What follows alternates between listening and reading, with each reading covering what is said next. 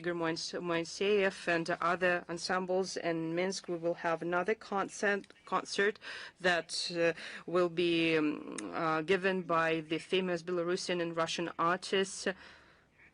And introductory remarks by Russian and Belarusian presidents will be read out at these concerts on April 6 in the embassies of Belarus in Moscow. A photo and documentary exhibition will be opened that will be based on the materials of the Foreign Policy Archive of the Russian Federation, and it shows the key stages of the Russia-Belarus cooperation. And railway link will be launched tomorrow between our border regions on the route Smolensk-Orsha and Smolensk-Vitebsk. And another important that happened today, and it's no joke, April 1st, new TV channel started its broadcasting, Soyuzny, which is a part of the autonomous non-profit organization, media company of Union State. Belarus TV channel has officially finished its work, and it left quite an important footprint in the establishment of a common information space of Russia and Belarus. I would like to say that it wasn't an accidental decision. It was taken as part of the progressive and earlier adopted reform of mass media of Russia and Belarus in lines with the orders of the Supreme State Council of the Union State of January 29, 2024, and Council of Ministers of the Union State of November 5, 2024. The broadcasting of Soyuzny TV channel will be carried out in 24/7, both in Russia and Belarus, through cable and satellite networks on digital platforms and on the internet and social media, VK, VK Video, VK Clips, Odnoklasniki, as well as in messenger apps. The editorial policy of a new TV channel will be based on media content, and it will convey quite interesting stories about people. And the programs, TV programs, will provide information about ordinary people of various jobs and generations. The key task is to show how everyday life of the Union State is organized, how regions are developing, and how joint projects are implemented. By taking the path of integration in 1996, Russia and Belarus have made outstanding achievements in all spheres, from forging a common space in social and economic, defense, humanitarian, migration and information spheres, to guaranteeing equal rights and opportunities for citizens of our countries. We wish you every success, prosperity as part of our Union State. And now the schedule of the Russian Foreign Minister, Sergei Lavrov. April 3rd, Sergei Lavrov will meet with the Shanghai Cooperation Organization Secretary General, who will pay a working visit to Moscow. They plan to exchange views on the SCO's work in the current conditions, and they will focus on strengthening the combined potential of the SCO in the interest of ensuring reliable security and sustainable development of Eurasia as one of the pillars of the multiple world order. April 7th, Sergei Lavrov will have a meeting with Rebecca Greenspan, Costa Rican national, and UNCTAD, the Secretary General, in the context of her nomination for the position of the United Nations Secretary General. The minister will inform Greenspan about the main requirements that the Russian side has for the candidates for such supreme UN position.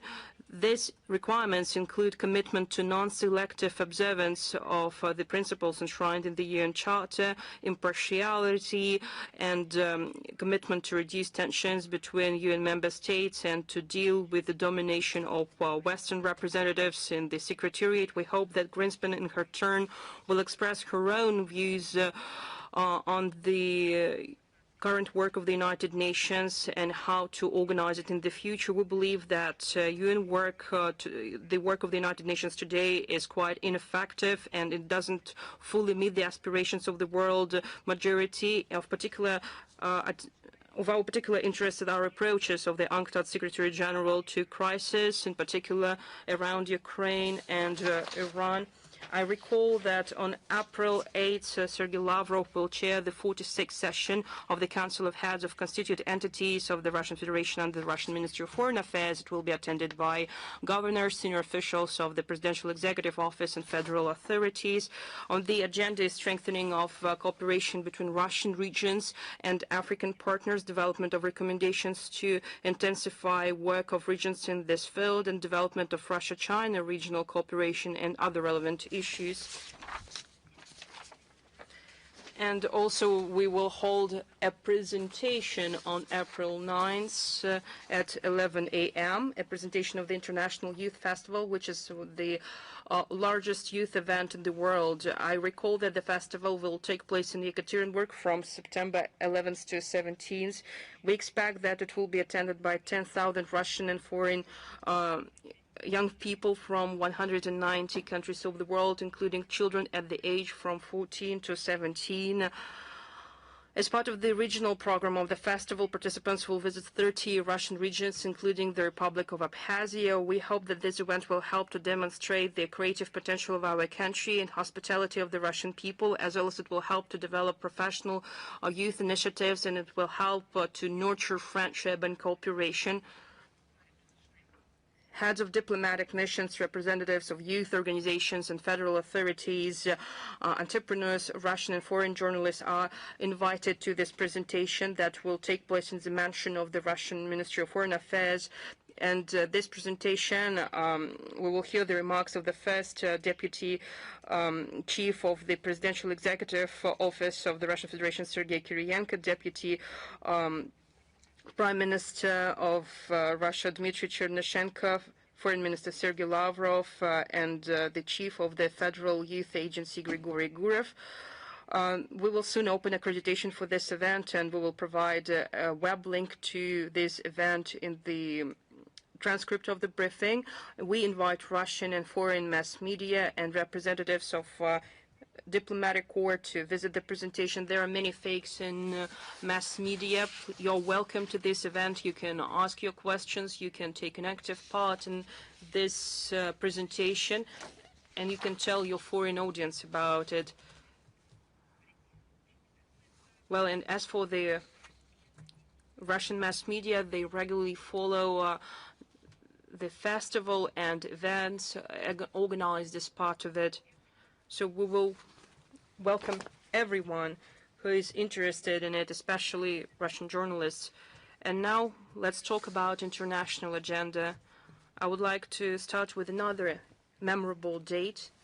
I wouldn't say that this is an important date, but it's a tragic date because we had tragic events in our history. This is a tragic farce of today's information space and geopolitical space. This week we will mark the 4 years of the cruel and cynical staged performance in Bucha that was organized by Zelensky's regime and his Western sponsors.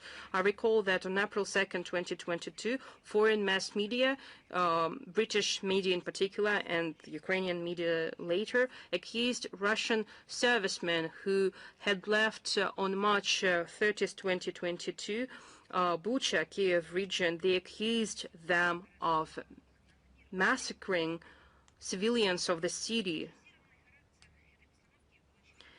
It was obvious from the very beginning that the situation in Bucha was staged, because when the Russian armed forces were in Bucha, they haven't restricted the freedom of movement. They didn't block exit from the city, and moreover, residents were able to make calls and use the internet. If hundreds of Ukrainians would be killed and tortured, as it was described by the Kiev regime and the Western mass media, then we would see numerous photos and videos, chronicles although we haven't received any complaints about the actions taken by the Russian servicemen, and it was publicly confirmed by Bucha mayor Anatoly Fedoruk, who didn't complain the next day after our troops left the city. Anatoly Fedoruk has been Bucha's mayor since 1998. Why Western journalists who has made up a story about the Bucha massacre didn't ask Anatoly Fedoruk what made him to change his position? Why he posted videos about the withdrawal of Russian forces from Bucha without mentioning mass killings of civilians? He said that the life was coming back to normal in Bucha, and then he started to tell harrowing stories about residents of Bucha who were tortured and killed by Russian servicemen. But, well, they are not doing that because it wouldn't fit into the picture that they have created for their audience. This picture will be drawn in NATO and will be prepared for the audience. Well, the answer is clear. When Anatoly Fedoruk shot videos for his social media accounts, he didn't know that a staged performance will be organized and dead bodies would be placed on the streets of Bucha, and Russian soldiers who delivered and handed 452 tons of humanitarian aid to locals will be shamelessly accused of killing them.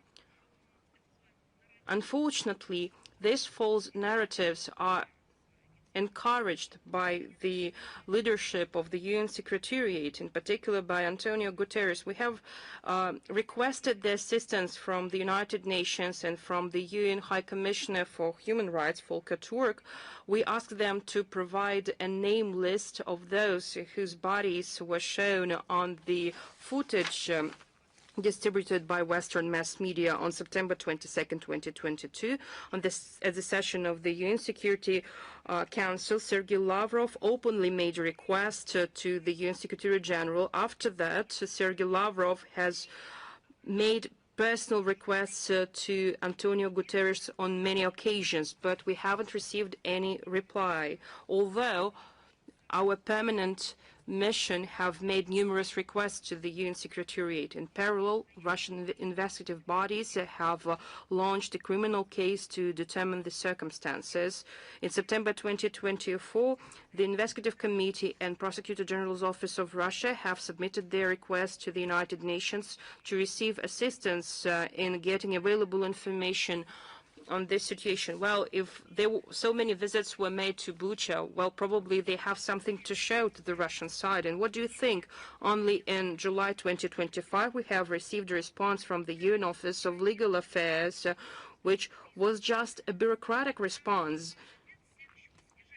So the Office of the UN High Commissioner for Human Rights have looked into the Russian request and came to conclusion that the information cannot be disclosed. Why?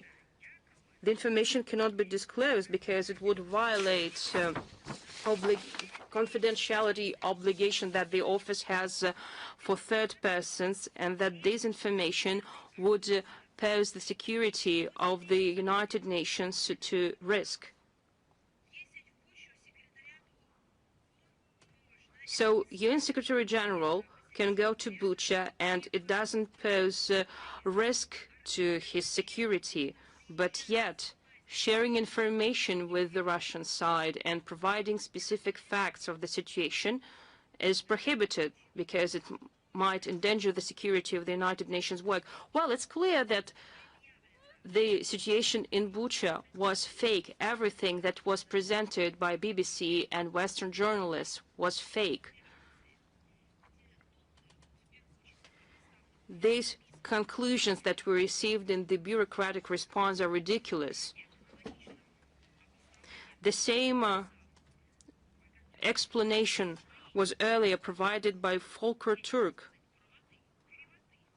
To substantiate his point, he referred to conclusions made by odious structures that we do not recognize, and I'm referring to Independent International Commission of Inquiry on Ukraine and United Nations Human Rights Monitoring Mission in Ukraine, who allegedly confirmed crimes that were allegedly committed by the Russian servicemen in Bucha.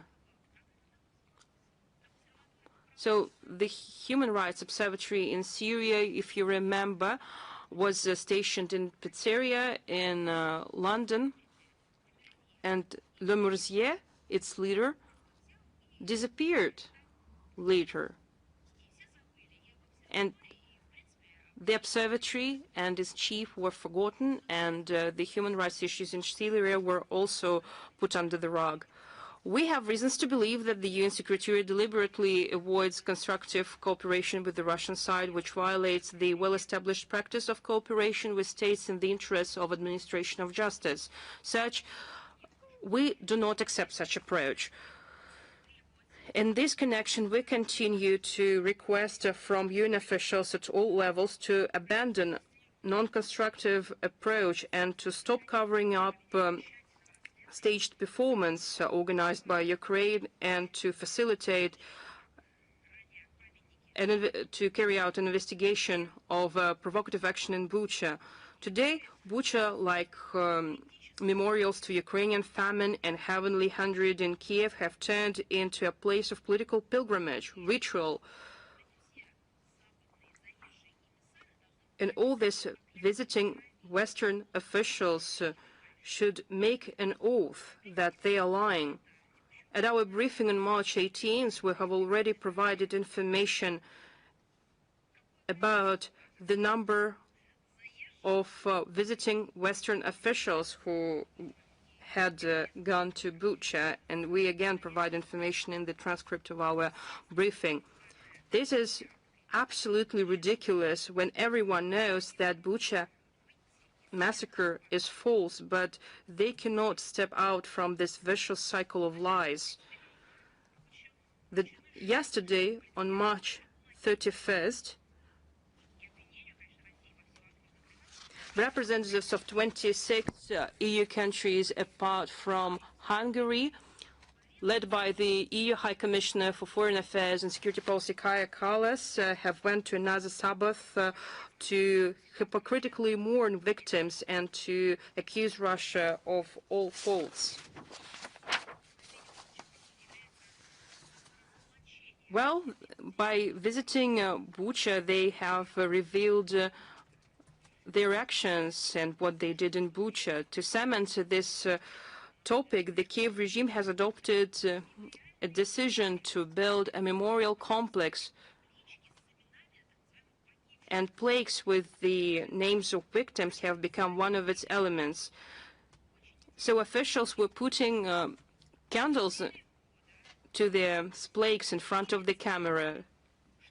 For 4 years, they've been saying us that they can't give us names because, if we remember, according to the bureaucratic response of the United Nations Secretariat, it would violate confidentiality obligations in front of third persons, and it would put the work of the United Nations at risk.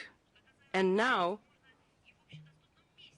it turns out that you could place names of Bucha residents that were viciously killed by Russian servicemen, but yet they can put these names openly for in front of the cameras.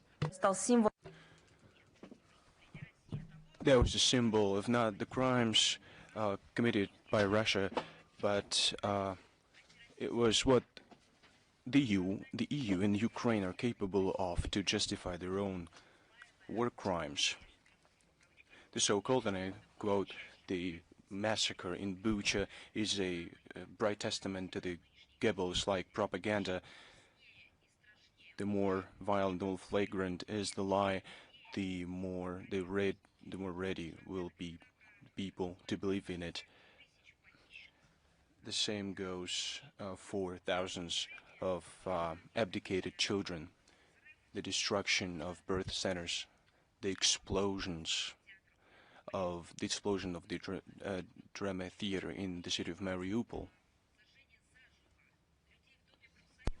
As far as the crimes in Odessa go, they don't want to believe it. Where is the memorial that would commemorate the victims? You don't have to make up their names. You don't have to hide these names from the public. Everyone knows these names. Their family members, their names have been described in memory books. Their names have not been fabricated. They have their surnames, dates of birth, zip codes. That's the reality, and that's what's happening on the ground. Did anyone come from the European Union to the House of the Trade Unions? Nobody did. Can I ask you a question? When these Western clowns will visit the Iranian primary school where 170 or over 170 children died, primarily children, when will that happen? Never? Well, they will have to give us an answer, and we'll come to that topic later on during our briefing.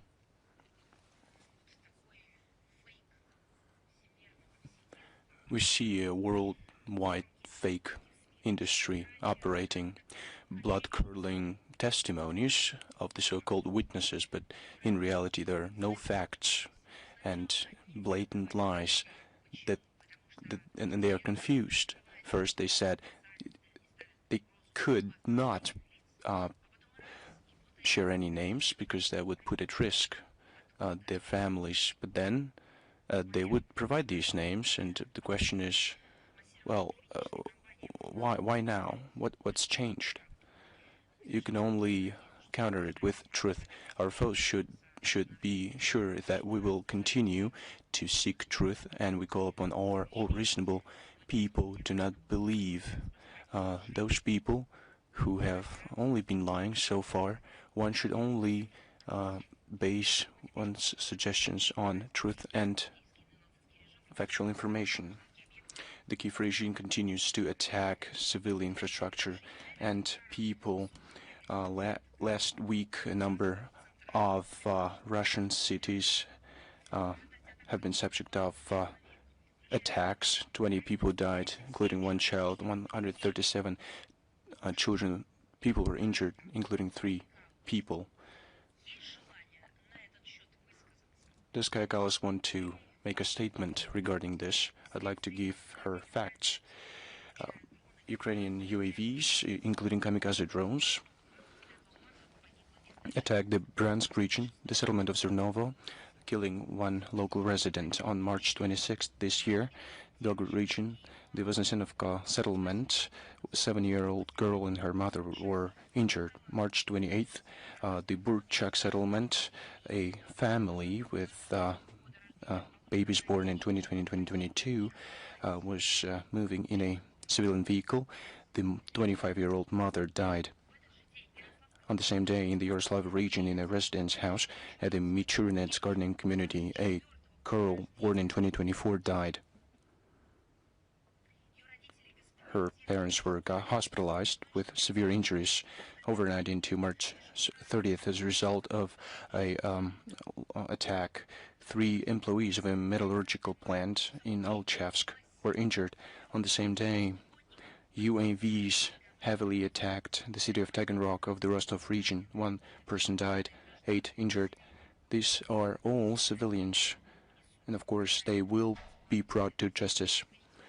Russian law enforcement agencies continue to gather the evidentiary base to bring Ukrainian militants and foreign mercenaries to justice.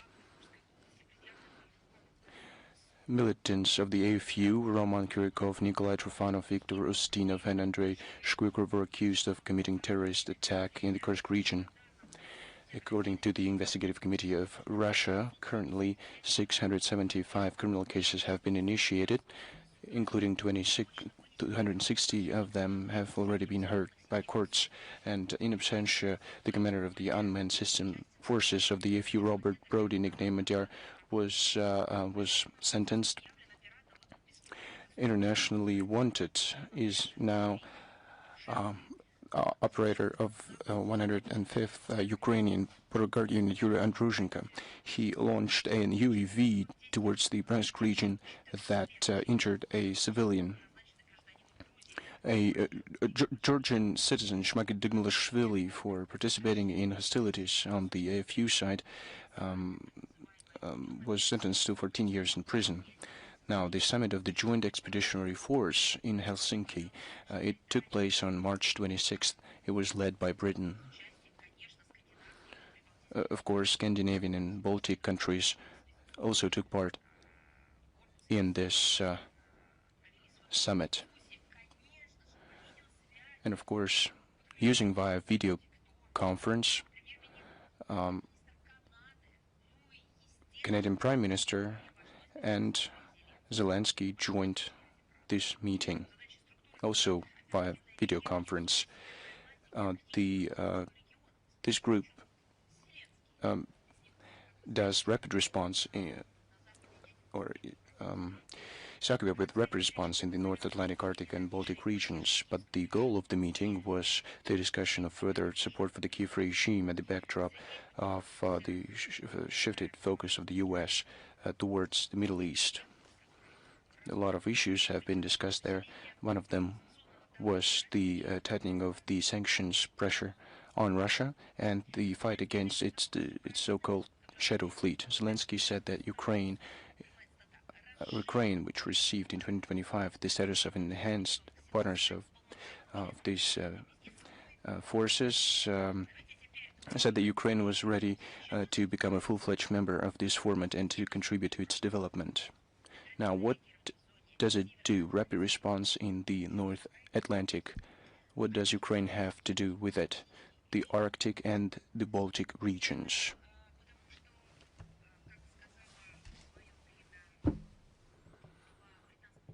I remember head of a foreign policy agency, Britain, said it would be easier to use the Black Sea to deploy one's navy to the Atlantic. Maybe that's what Zelensky wants to do.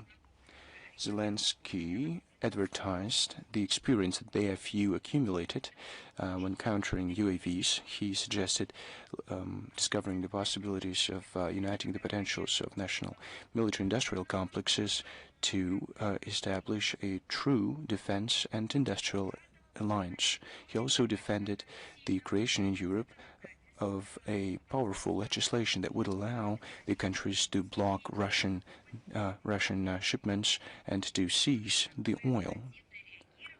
That's the rapid response in the North Atlantic, Baltic, in the Baltic region. That's what Zelensky suggested. The participants of the summit left these suggestions unattended. They know themselves what they have to do with oil. They need Zelensky for other purposes. There were no breakthrough solutions to additionally help technically and militarily the Kiev regime. And the calls of Zelensky to provide Ukraine with membership in these forces was also left unanswered. At this backdrop, a mere consolation award for the boss on the Bankova was the statement of London on March 27th this year on providing a new military aid package to the tune of 100 million pounds sterling to provide a Ukrainian air defense system to reach a just and solid peace on the conditions of Kiev. This step was coupled with the provision of 500 million pounds sterling that the British announced, resulting in the 33rd meeting of the Ukraine Defense Contact Group, or the so-called Ramstein format. These are the people that really care about things like who put their hands on somebody's lap or some statements on the social media, and these are the same people who meet Zelensky and use Zelensky as a symbol of their unity. And all of this is happening against the backdrop of heinous statements of Verkhovna Rada member Natalia Pipa. regarding her viewpoint of the heroes of the Second World War, the soldiers of the anti-Hitler coalition. She called them, and I'm sorry I have to say this, because this is a direct quote, first, and second, the world should know who the West is sponsoring. She called the soldiers of the anti-Hitler coalition, this member of the Verkhovna Rada, Natalia Pipa, well, she called them bastards.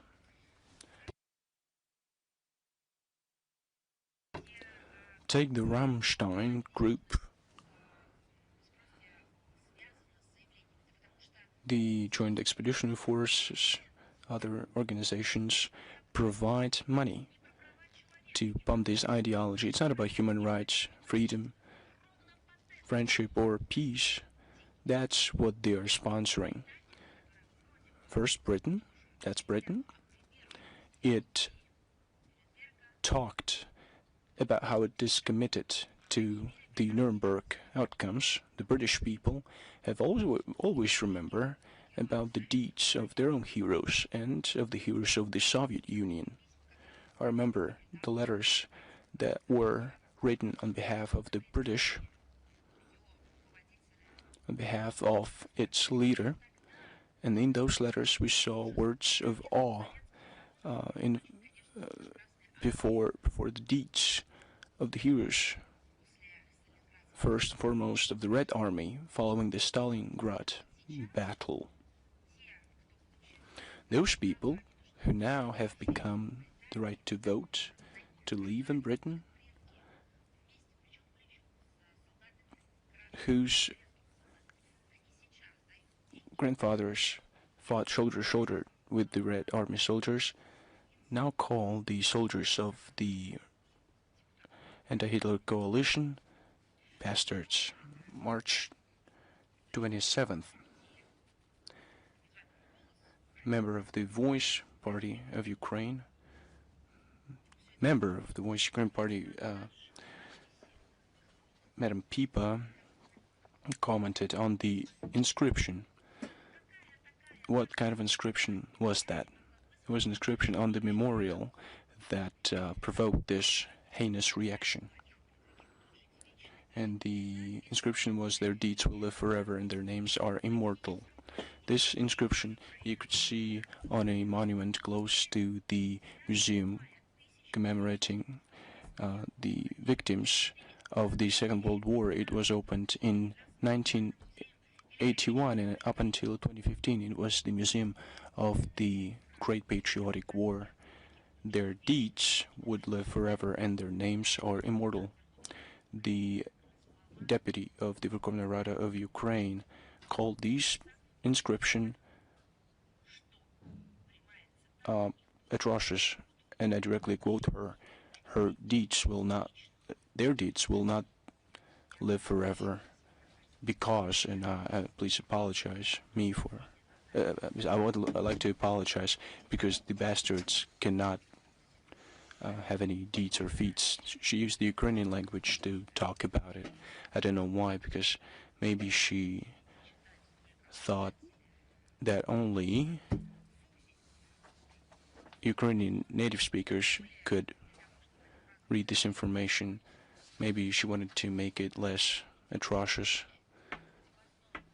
In any case, she spared the Russian language, at least.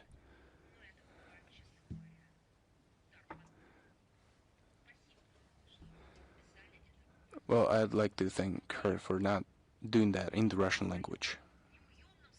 At the same time, in her attempts to vilify the feat of the Soviet people and to desecrate the memory of all those who liberated the world from fascism,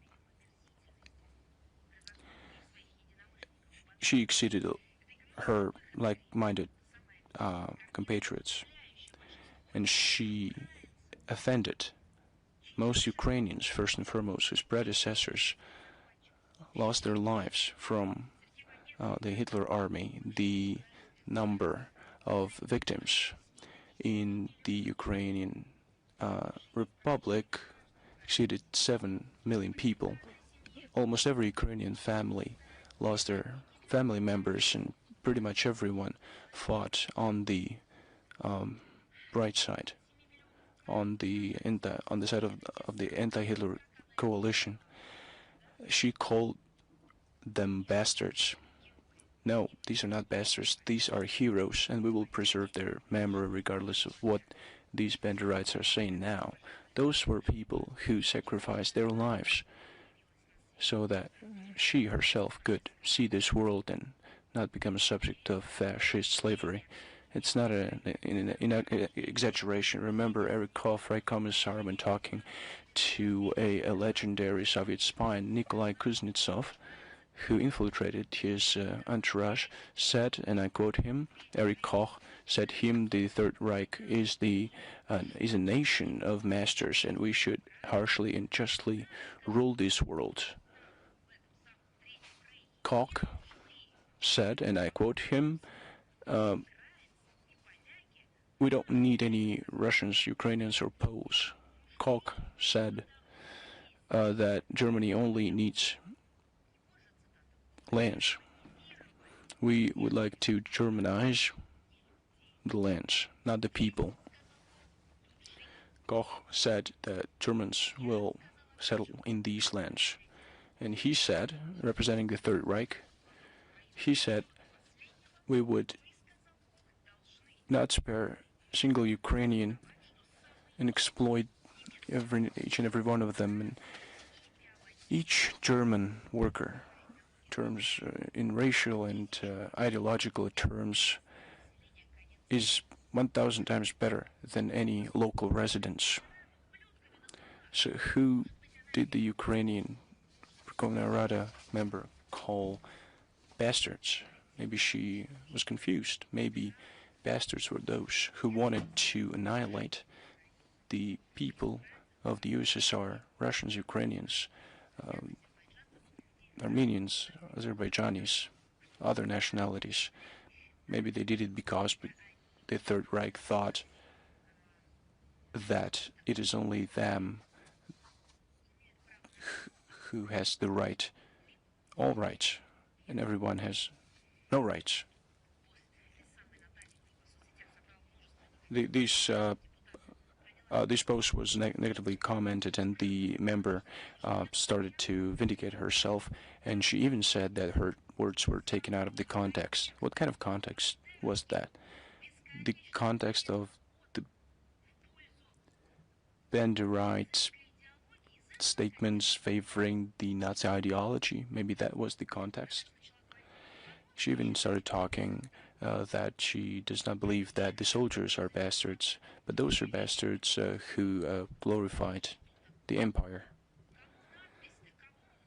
What was the inscription devoted to? The memorial complex, the museum, the soldiers.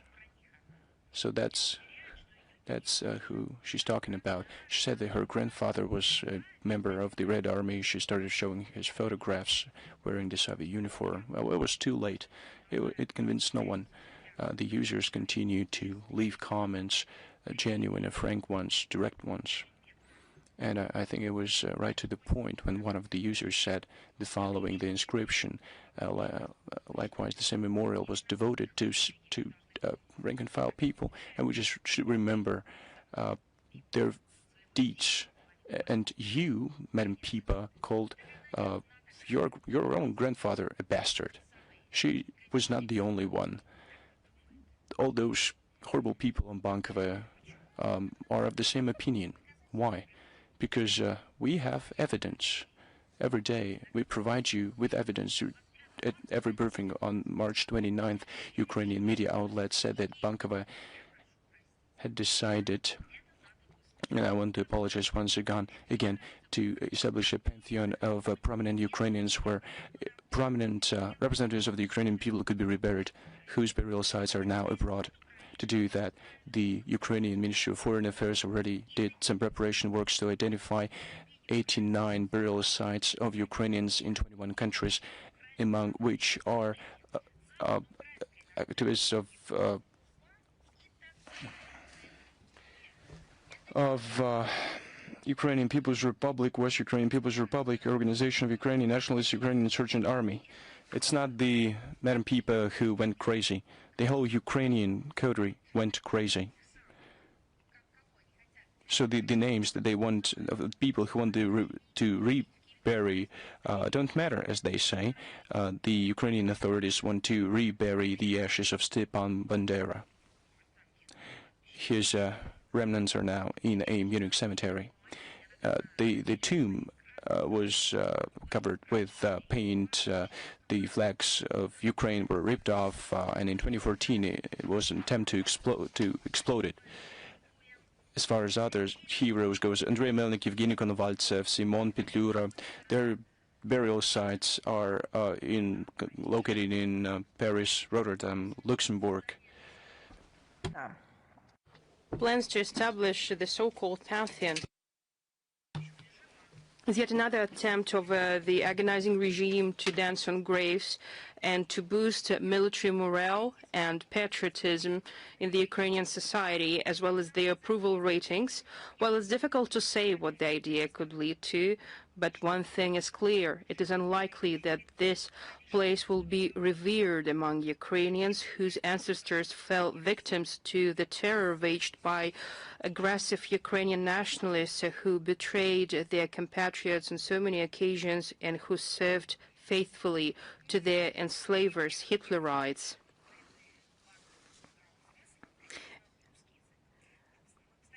Office of the President continues to fight against common sense and the Russian language.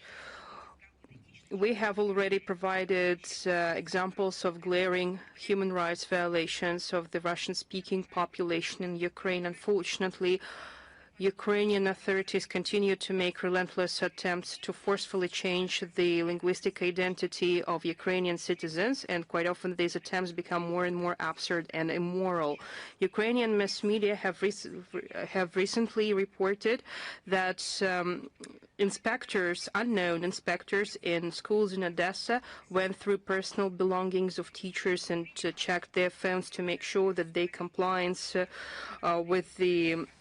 they comply with the linguistic laws. In particular, they were interested in what language teachers used in speaking with the parents in messenger apps, and victims of such abuse described their experience as extremely humiliating. There is another glaring example, an appalling situation with the dismissal of the professor at the Odessa National Technological University for speaking Russian during exam. According to the Office of the State Language Protection Commissioner, a complaint was filed by one of the students who reported that teacher spoke Russian with students and used Russian in examination materials. A professor explained that due to technical issues, he had to use older version of examination materials so that students could sit an exam, and he spoke Russian with students because students asked him questions in Russian. Explanations didn't help, and professor was dismissed despite the explanation. You know that in the West there are different people. They have some medical conditions right from their birth.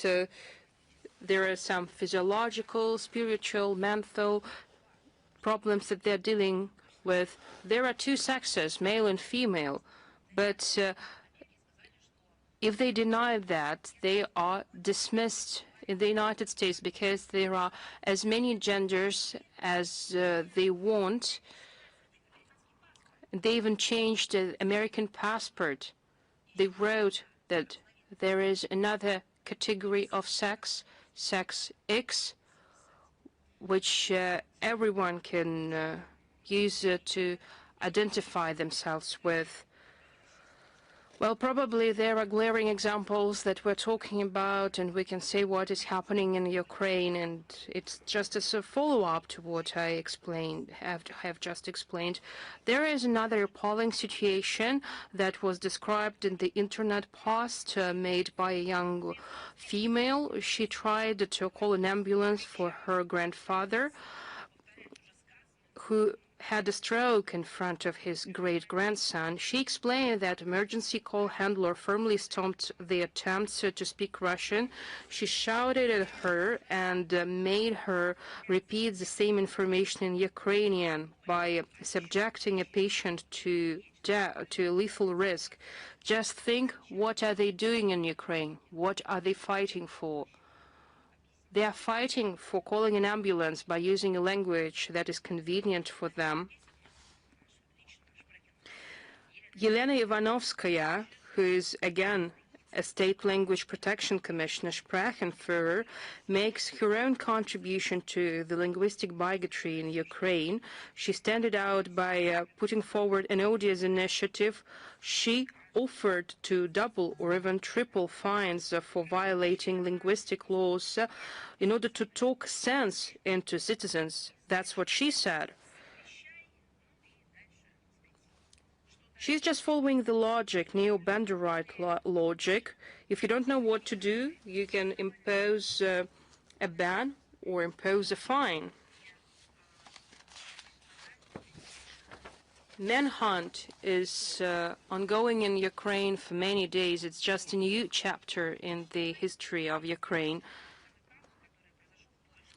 Quite an interesting situation happened in Poland in this context. In the interview to one of the local media, a senior lecturer at the Institute of Slavic Studies of the Polish Academy of Sciences, Pavel Levchuk, explained that in 2022, 75% of Ukrainian school students in the 8th year of their studies picked Russian for a second foreign language exam.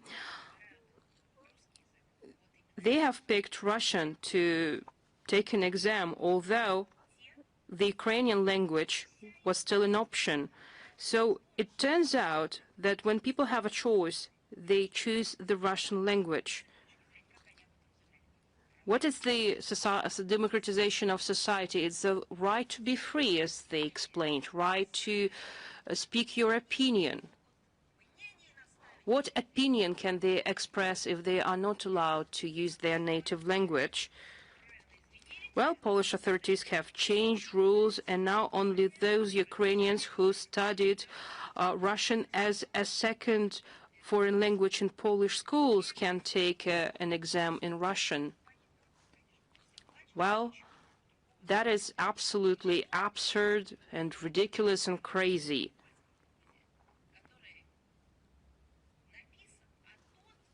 You can't take an exam in a foreign language that you want. You need to take an exam, foreign language exam, that taking into account the foreign language that you studied at school. They are trying to provide an explanation, but they don't like to do that. They even can't explain what is going on. That is why they are taking action to block mass media, to expel journalists, to strip them of their accreditation, because journalists have an opportunity to cover their actions. I recall that almost a half of Ukrainian citizens in the survey conducted by a Center of Social and Marketing Research in December 2025 weren't afraid to admit that they are speaking Russian at home. They weren't afraid to say that.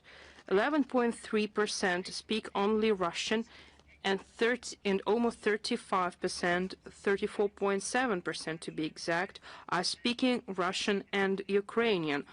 Although, when people do not speak Ukrainian, they will be fined, they will be dismissed, they will be bullied by nationalists, and they will face with physical threats and use of force.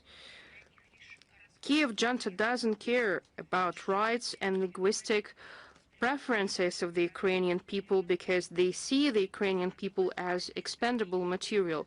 As soon as the criminal regime took power in Kiev, the result of the coup d'etat in 2014, it embarked on a total eradication of the Russian language and forced reformatting of millions of compatriots in order to intimidate them and then to wage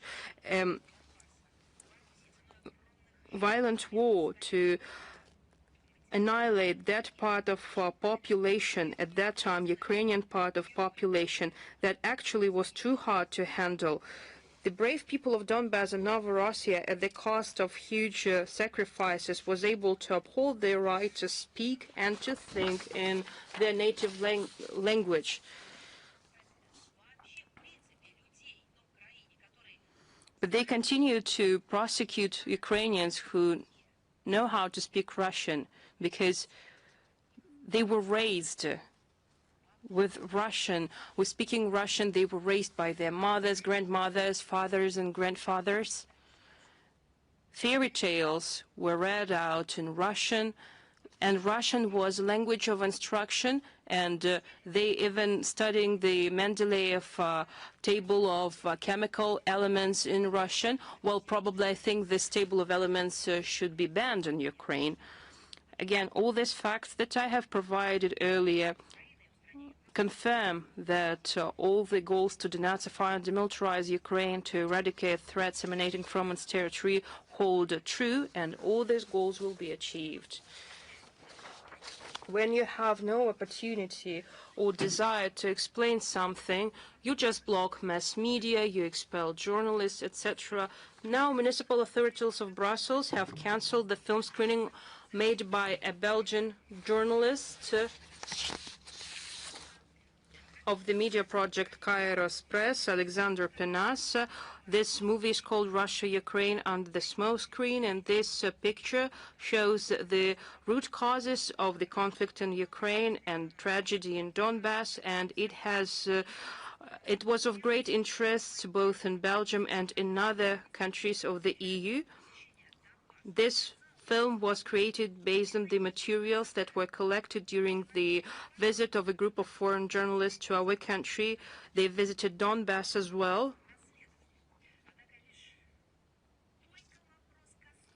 Well, as soon as they started to talk about the root causes of the conflict, and as soon as they realized that they can see the real state of affairs in Donbass, punitive and propagandist machine has entered the stage.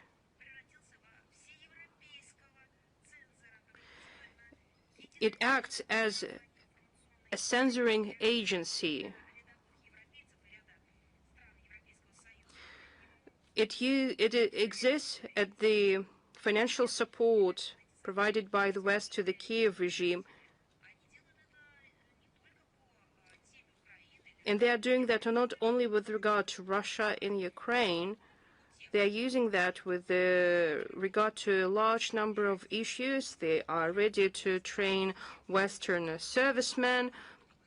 They are ready to use their experience in using UAVs, and they have a good experience of working in the Arctic, and the Baltic region, again, has become one of the areas of their interest and experience. They are imposing a new misanthropic ideology, the center of which is Russophobic bigotry that is targeting Russia and everything that is Russian. They are taking substantive efforts to conceal the neo-Nazi essence of the current Ukrainian authorities and the war crimes committed by them. That's what the Belgian officials are doing. They carry out the given instructions and they cancel the film screening under false pretext, although there is an official version that this movie might cause riots. It's absolutely ridiculous because this pretext could be used for anything.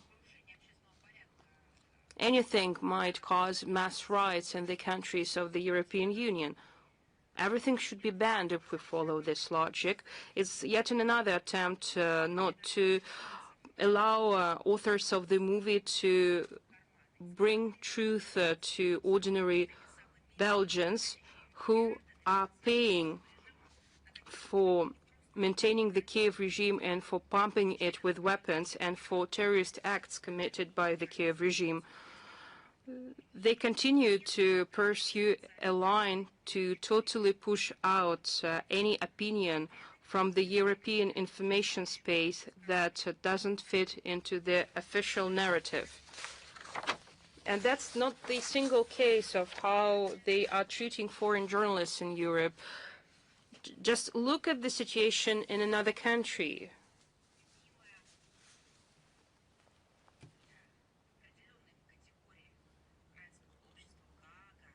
The Hague, March 27th.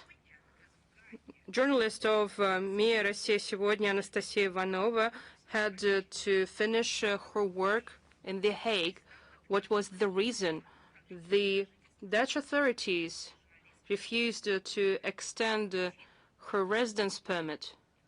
Again, what was the reason for that? She had her own view of the use of unilateral sanctions imposed by the EU against mass media. The Russian journalist was notified. I'm sorry, I have to read it out because that's how that's what the document says. The document says that this Russian journalist presents a threat to the national security. So when this journalist was beaten on the streets of Paris when she was making reports about Yellow Vest movements and reprisals that were carried out against French nationals by the law enforcement agencies,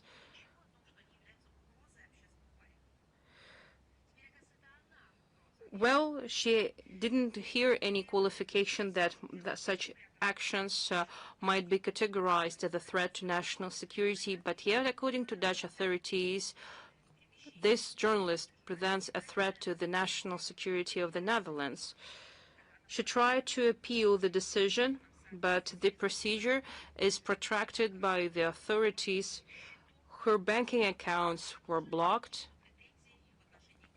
and they continued to lay claims against the Russian journalist to complicate her stay in the Netherlands as much as possible.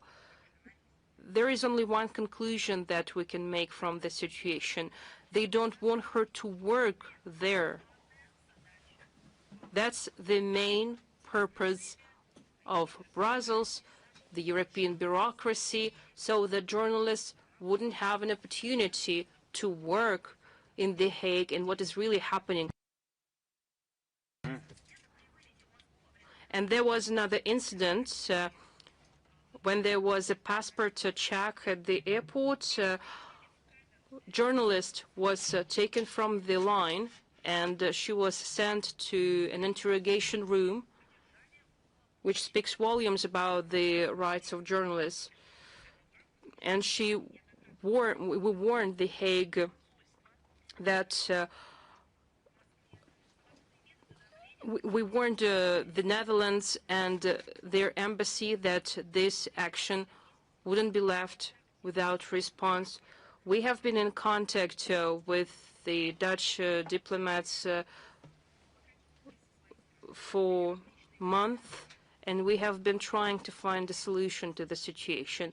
We explained that if our Russian journalist isn't allowed to work in the Netherlands, then it means that the Dutch journalists wouldn't be allowed to work in Russia.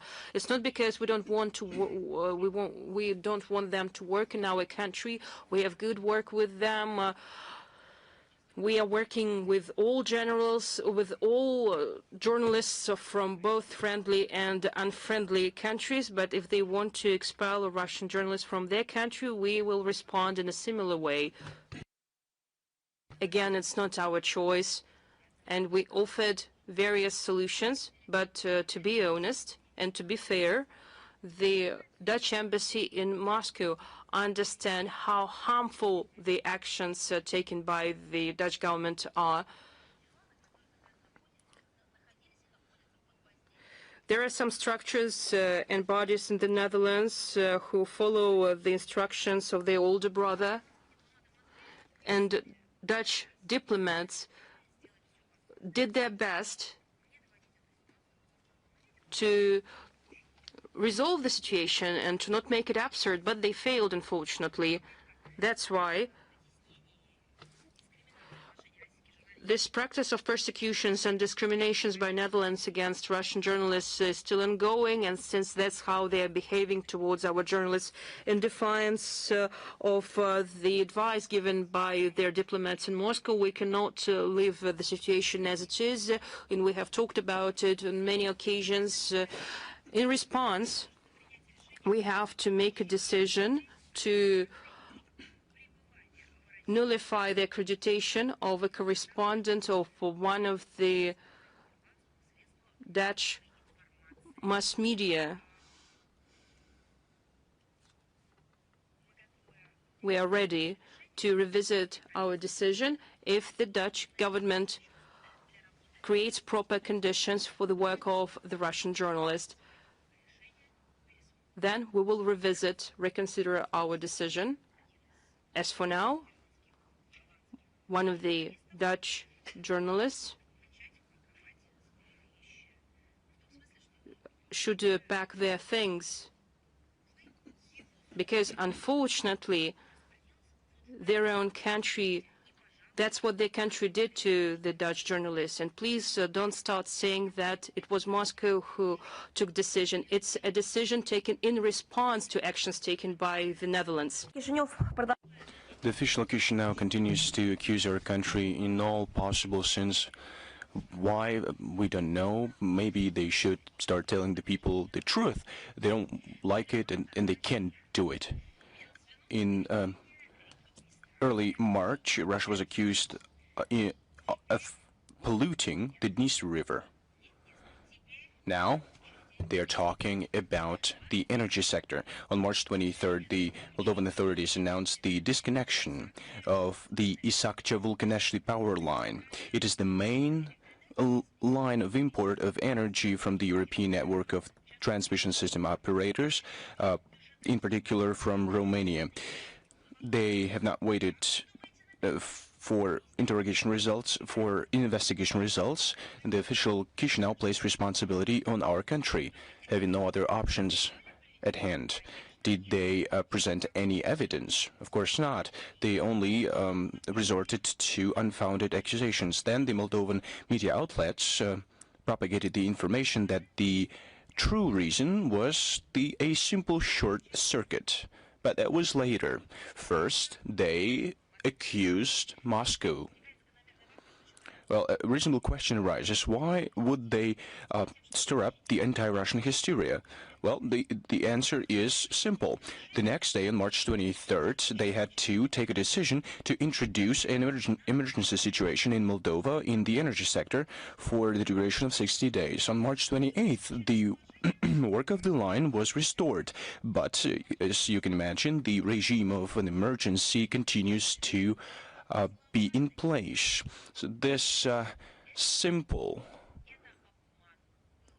lie was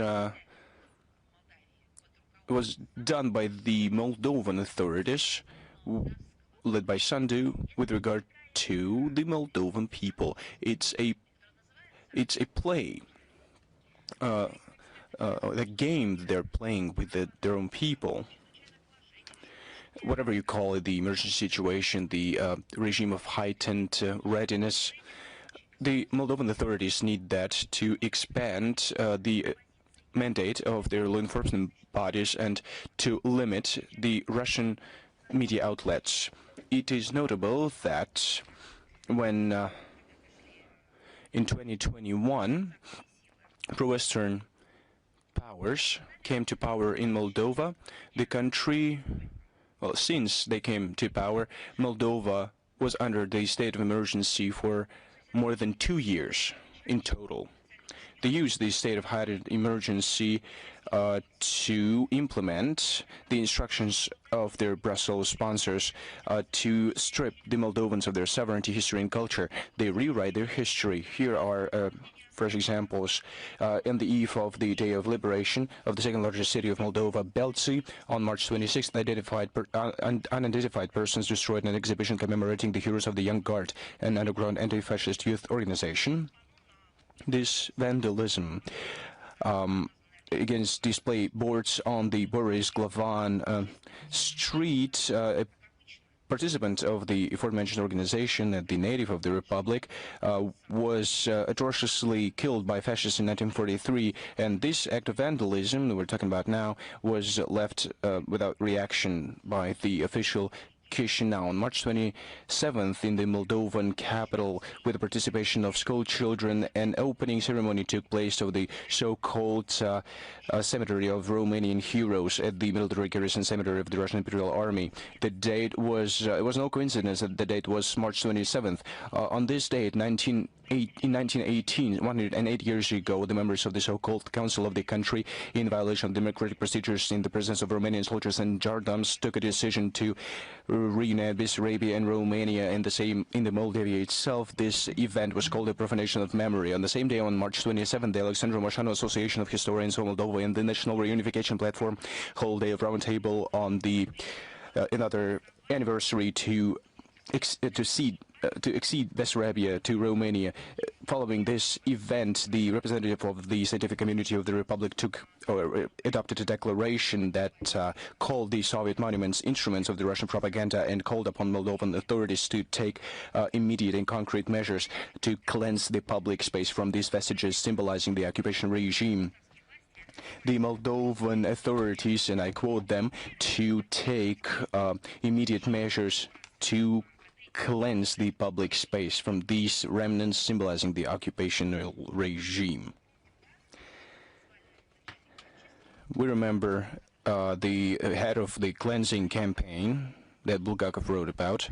In Ukraine, he was declared the enemy of the people, the imperialist. Sharikov, that was his name. But then they were surprised who nominated Sharikov as the head of the cleansing campaign. One can now talk about nomination here, who nominated this person. The European integrational model is now being imposed on Moldova, and it's a testament to the colonial policies of the Western metropoles that deny the right of other countries to independently prosper. The Moldovan authorities are enthusiastic about playing this game, which is destroying the national identity of the country. I think they're seriously thinking that the metropoles will reward them for these policies, but you can see the reverse happening. In the best case scenario, they will just forget about these efforts, but that's not the limit even. Now, over to the U.S. and Israeli aggression against Iran. We have been commenting on it frequently, and I'll be ready to answer your questions, but taking into account that every day Russian Foreign Minister Sergei Lavrov and his deputies, deputy foreign ministers, and our relevant heads and our permanent representatives at the international organizations, our ambassadors, give detailed comments about the situation, so I'll just limit my account to the humanitarian aid to the people of Iran. So just once again, if you have any questions, I'll be more than happy to answer them. We continue to provide humanitarian aid to the people of Iran who on a daily basis is affected by unsubstantiated attacks on the part of Iran, of the U.S. and Israeli. On March 27th, another batch of humanitarian aid was transferred to Iran. It was transported there by rail. It consisted of over 300 tons of medicines. This operation was done at the instruction of Russian President Vladimir Putin. On the same day, on March 27th, a convoy of trucks delivered another batch of humanitarian aid that was collected by charitable institutions and residents of the Republic of Dagestan. It consists of over 150 tons of bare essentials and food.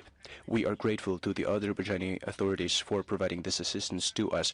From every nook and cranny of our countries, we receive appeals from concerned citizens who are ready to donate their own money to help their friendly Iranians, that the friendship with whom they cherish very much. That's not the question of nationality, ethnicity, or a religion. Our citizens have responded in the same vein to any other tragedies that happen to other people in other parts of the world. We're talking about human-induced catastrophes, pandemics, and hot phases of conflicts, wars.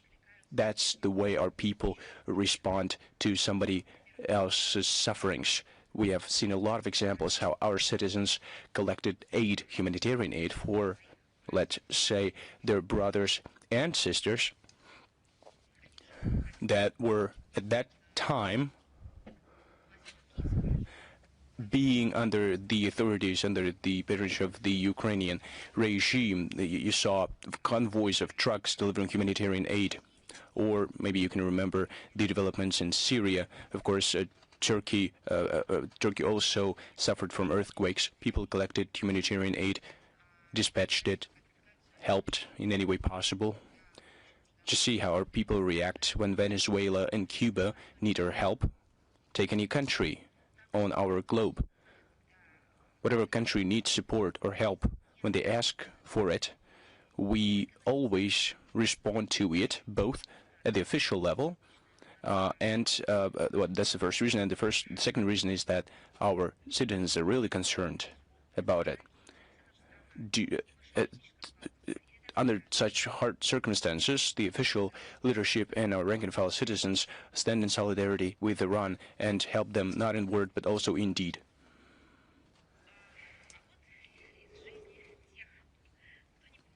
Now over to those who don't help but only obstruct and derail initiatives.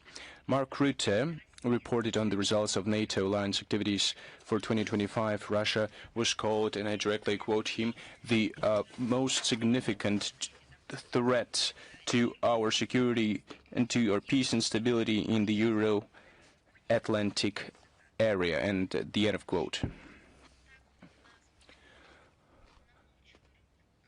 Who authorized Rutte to talk about it in this way? Oh, well, they don't care about it.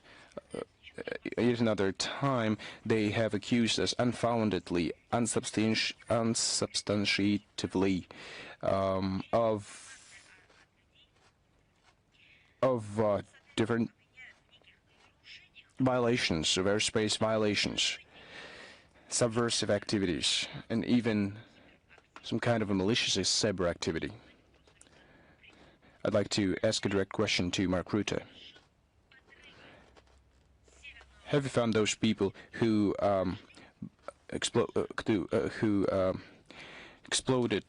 detonated the Nord Stream pipelines? Those were the countries and the companies who sponsored the pipelines, the companies of the Euro-Atlantic region. Have you found those people? No, you haven't, so we have to keep searching. NATO shot itself in the foot, and by publishing this report, they demonstrated whose activities provoke the tensions in the world and can lead to hostilities and conflicts. So let's look at the document. It notes that the total defense spending in 2025 amounted to $1.64 trillion at current prices. According to the International Institute of Strategic Research, the global defense spending in 2025 amounted to $2.63 trillion. So just 30 NATO countries account for about 62% of the total defense spending. So are you sure we're still a threat, taking into account such staggering numbers? The exercises of NATO under the aegis of NATO, around 160 maneuvers have been held, more than 700 exercises have been held, and we see that the so-called partner countries are taking an increasingly active part in this. This aggressive mentality is spreading out, and it's from Brussels, and we see that they do not only engage in defense campaigns, but also, and NATO documents reflect this, offensive campaigns. For example, remember the scenario to block the Leningrad region. You can see the numbers are telling everything, and they call upon the direct confrontation, armed confrontation with Russia. As far as Europe goes, the report says that Europe is arming itself increasingly. They have increased their defense spending by 20%, and it's not a secret that the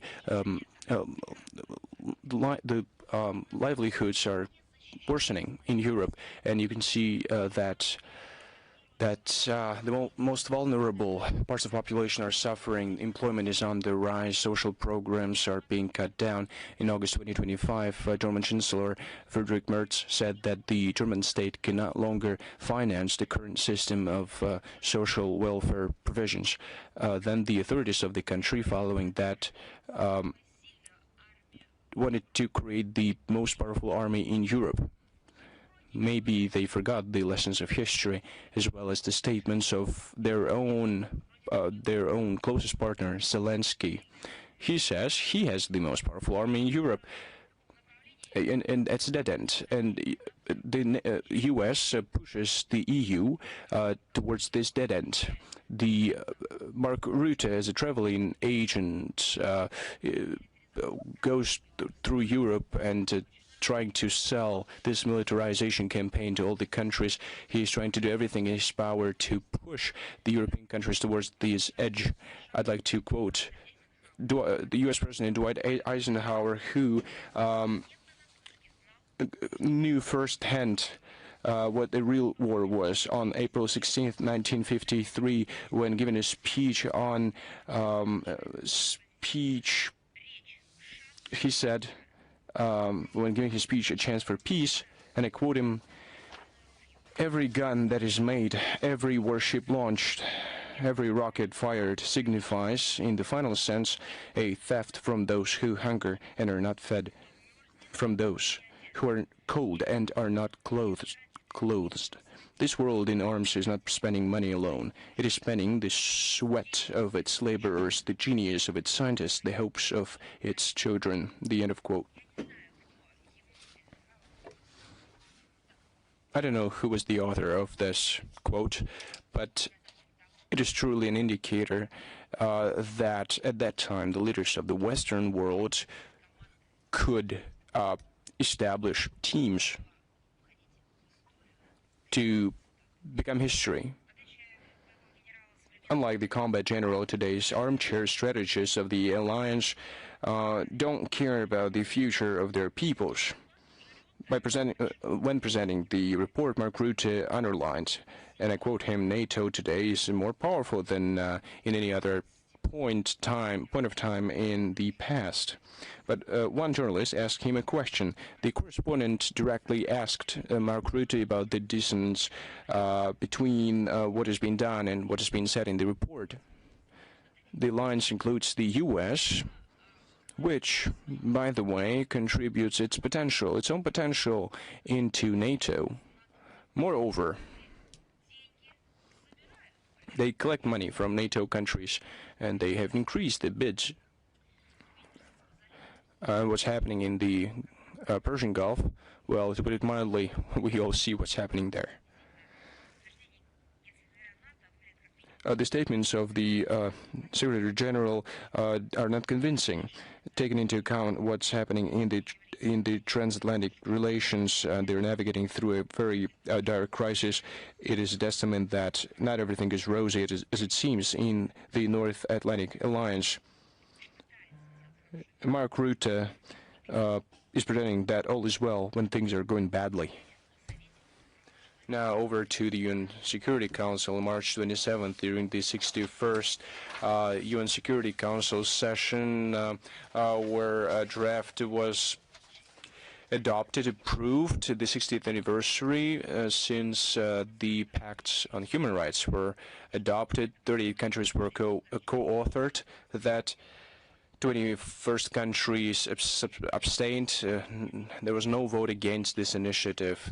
We wanted to reaffirm the viability and the relevance of the pact on civil and political rights, the 60th anniversary of which the world is celebrating this year. These foundational documents have become pillars of the universal mechanism of encouragement and protection of human rights, and the legal norms that were enshrined in these pacts provided the basis for the constitutions and national legislations of the overwhelming majority of the countries of the world. This anniversary of international covenants is a good opportunity to revisit in the current in current conditions many aspects of international cooperation in human rights sector. For example, think about how we can truly provide the equal approach to all categories of human rights, and not only give priorities to civil and political rights, how to put ends to the practice of double standards and politicizing the activities of multilateral human rights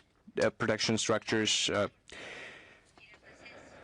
Regrettably, some countries are not being treated equally. We're talking about the lack of respect towards human rights.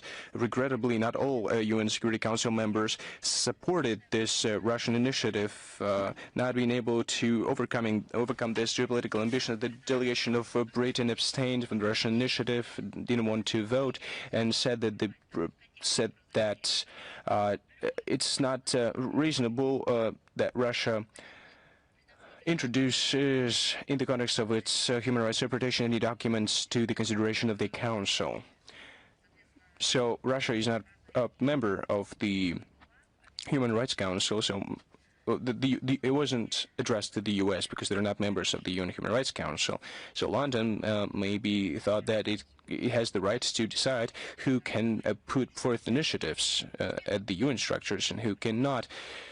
So if there are no United States present, you can do whatever you want, allegedly. The British still perceive the imperial phantom pains and still trying to overcome the remnants of their colonial thinking continues to divide all sovereign states into true democracies and delinquents, the so-called delinquents. The statements of the British side are nothing other than the open disregard for the UN statute and charter and the Declaration on International Law from 1970. They have demonstrated double standards as far as international human rights sector goes. Their rhetoric can only be used as an instrument to pursue their own notorious neo-colonial policies, and its own purpose is clear: to economically and politically contain the undesired governments.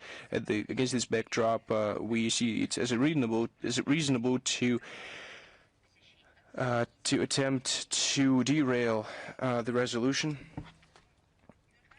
This document, however, was adopted by the UN Human Rights Council,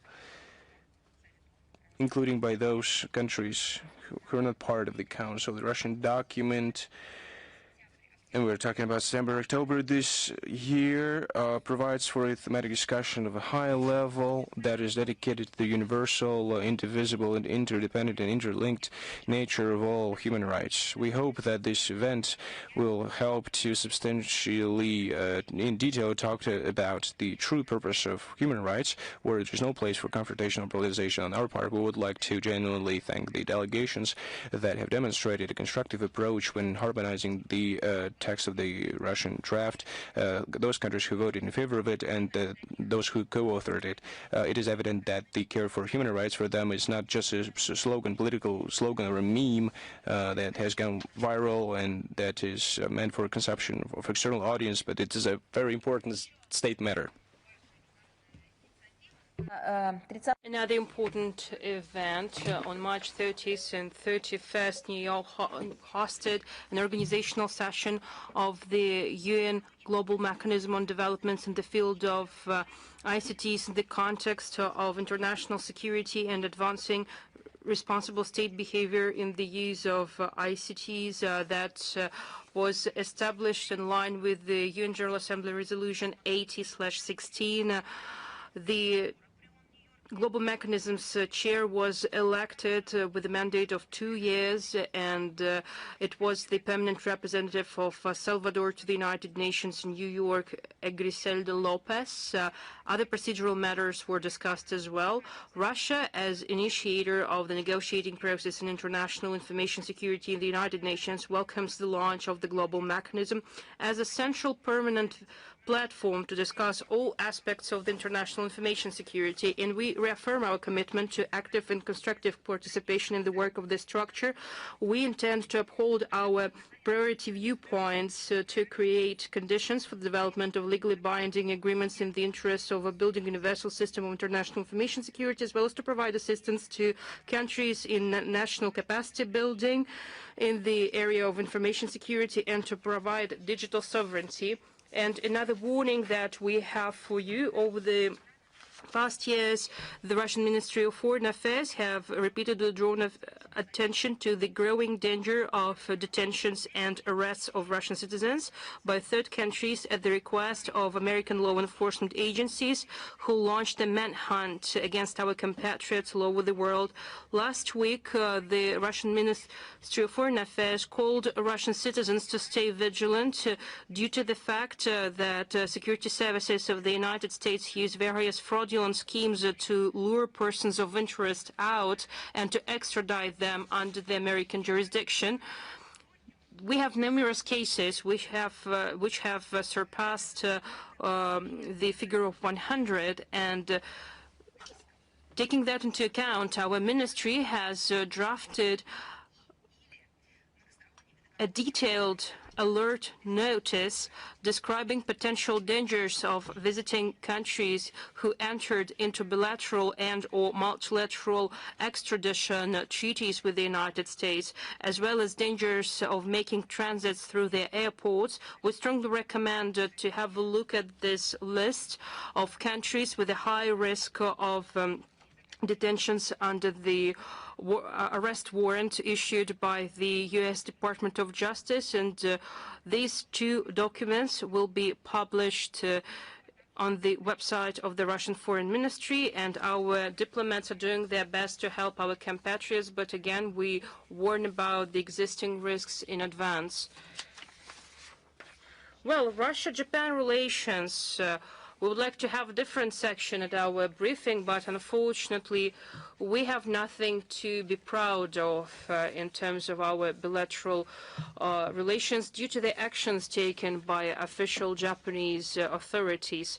We have to comment what is going on in Japan, and that is connected to our country. We have received new information about war crimes committed by militaries Japan during the Great Patriotic War. These crimes have no statute of limitations, and procedural actions to bring all responsible to justice are ongoing.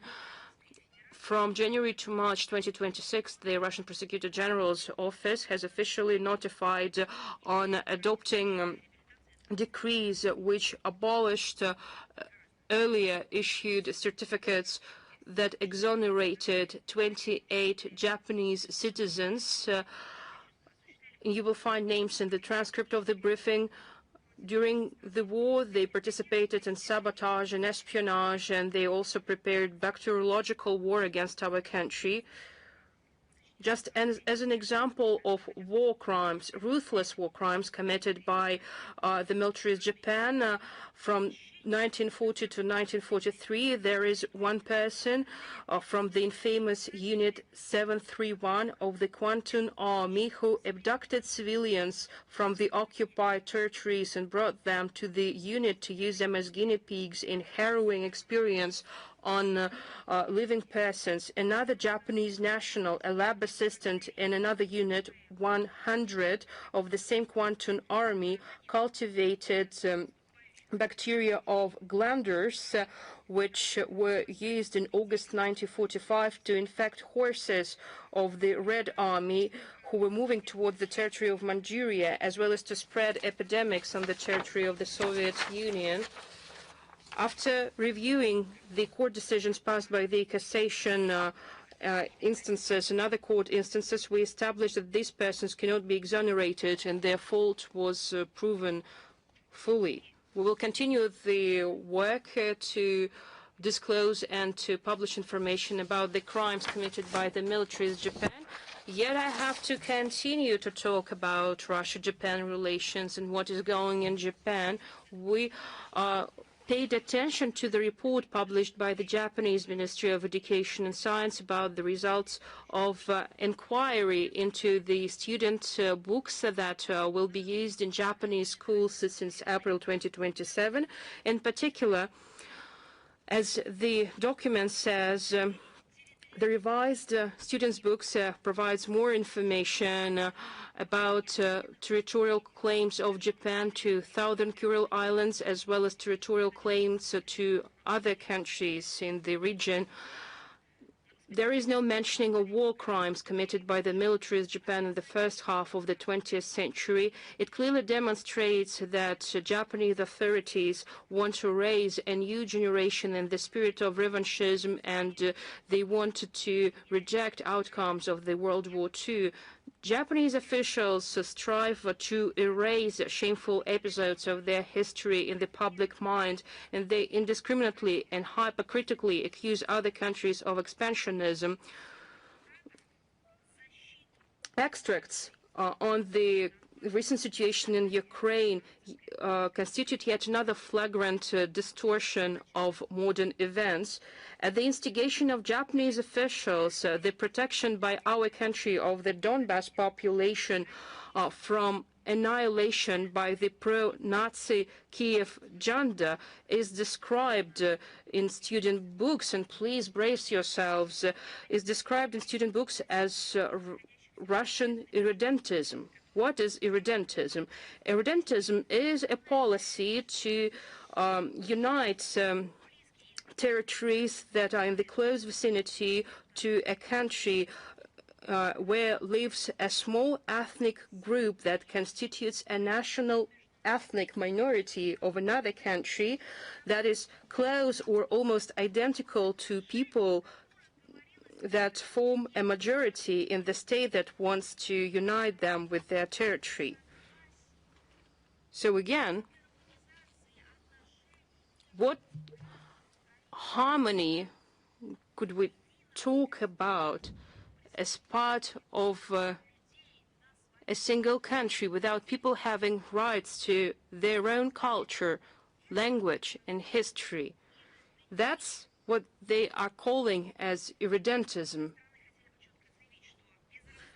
In our return, we would like to say that the reckless Russophobic policy of Japan has a negative effect on bilateral relations and affects the most the interests of Japan and its people. That's how Japan and its authorities are harassing and abusing their own generations by confusing them about the current geopolitical realities. We would like to remind them that the sovereignty and jurisdiction of the Russian Federation of the Kuril Islands were cemented in the outcomes of the World War II, and they cannot be questioned.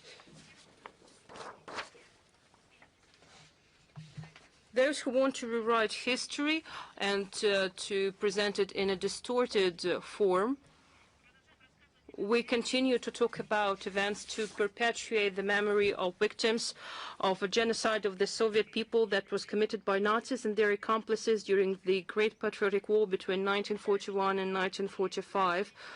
I need to recall that we are going to commemorate a new memorable date, April 19th. On the website of the Foreign Ministry, we created a special thematic section, the genocide of the Soviet people. You will find the web link in the transcript of the briefing. This section has materials and articles that were written by our partners from the National Center of Historic Memory to the President of the Russian Federation and Russian Military Historical Society. It also has historical materials that are linked to the project with no statutes of limitations, and to the portal historia.rf. We plan to regularly update this section and its subsections, and we are ready to translate key materials into a number of foreign languages. I would like to highlight that the Russian Ministry and Russian foreign missions make publications in social media accounts on the genocide of the Soviet people.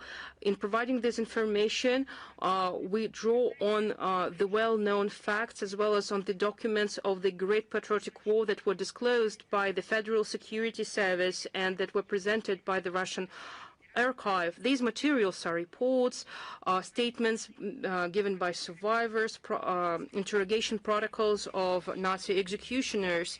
The National Center of the Historical Memory plans to organize several press tours to several countries of the region with the assistance of the Russian Ministry of Foreign Affairs.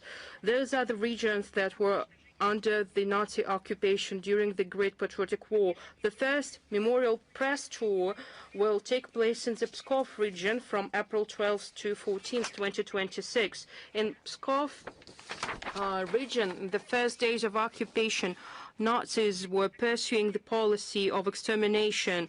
They carried out mass shootings and hanging of civilians and total extermination of prisoners of war in camps by starving and freezing them to death, by denying them medical assistance, by shooting the weakened prisoners of war, by carrying out punitive actions and deporting them to Germany for forced labor, and by carrying out medical experiments. Our people have suffered huge losses, and according to the Extraordinary State Committee, the post-war investigations and the project with no statute of limitations, at least 74,000 Soviet civilians were killed on the occupied territory, including 1,400 children, and more than 377,000 Soviet prisoners of war died in extermination camps, and more than 192,000 Pskov residents were deported for forced labor into Germany. It was officially recognized by the Pskov Regional Court in 2021, and this decision has become yet another important step towards the restoration of historical truth. And I'm only talking about the situation in the Pskov region. Participants of the press tour will be able to visit memorial complexes, memorial places. They will have a look at the places where fierce battles took place and heroic acts were committed by the Soviet people on the front lines and in the rear. They will meet with the archive. They will look at the archive documents who will describe atrocities of occupation and cruelty of Nazis. They will learn about the dedication of residents of the Pskov region. They will visit Kresty Hospital, Peski, Dulak 100, Polikova Meza, Derevnya Zapolyanie, Moglino, State Archive of the Pskov region, Military and Historical Museum. They will have meetings with historians, archivists, staff members of museums, search teams, and representatives of the investigative committee and the prosecutor's office of the region. Representatives of the Western mass media are quite well represented in the Russian Federation, and we'll see how ready are they to talk about the atrocities committed by Nazis in our territories and why the memory of the genocide committed against the Soviet citizens as not just pages of the past, but they are pages of history that connect our generations.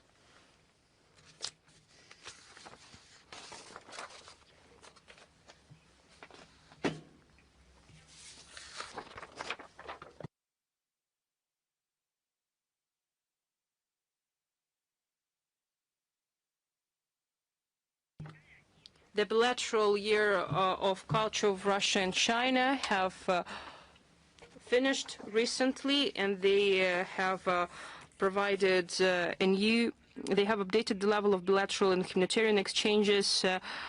They created new traditions and provided favorable conditions for enhancing cooperation in education. And one of the graphic examples to that is the opening of the Tchaikovsky Conservatory in Chunsin Normal University on March 19th. It is symbolic that it happened at the start of the Russia-China cooperation in the field of education that was declared in line with the decision of Russian and Chinese presidents. Well, China has its own musical tradition, but I will repeat it time and again that Chinese people do not even think about canceling Tchaikovsky. They treat Tchaikovsky and world classics in general, not just as a person who was an eminent artist of our country. They view Tchaikovsky in a much broader way. They want to be part of a civilizational achievement that was reached by the humankind. It's quite surprising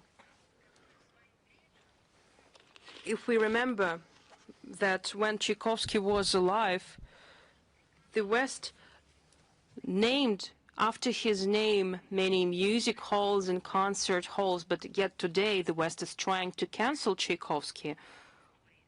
That's how they are mocking history. Well, today the name of Tchaikovsky has become a part and parcel of the musical map of China. We welcome the spread of the well-known traditions of the Russian School of Musical Art in China.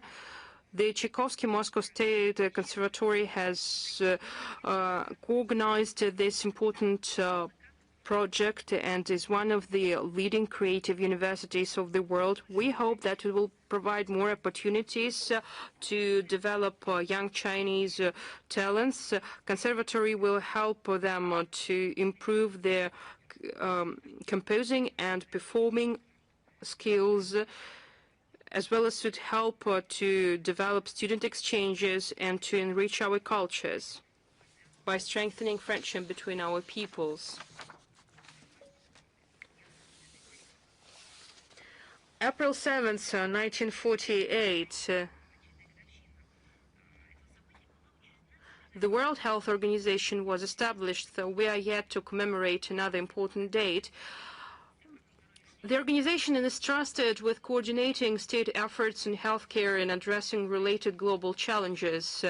Today, in the context of new challenges of the spread of infectious and non-infectious diseases, the WHO plays a more prominent role, and we believe that it is of paramount importance to preserve the politicized and evidence-based nature of the WHO's work that should be conducted with due consideration given to interests of all member states.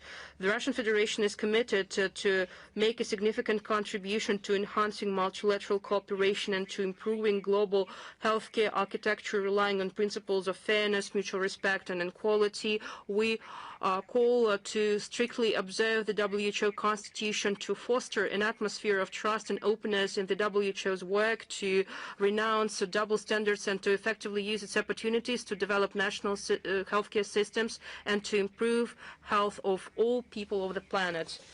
And again, quite an important announcement for tomorrow. We have told you what's going to happen tomorrow. April 2nd, 10 a.m. Сегодня, Зубовский бульвар, we will hold an opening ceremony that will be dedicated to Valentin Falin, that will commemorate 100th anniversary of this state official, diplomat, international journalist, researcher, and publicist.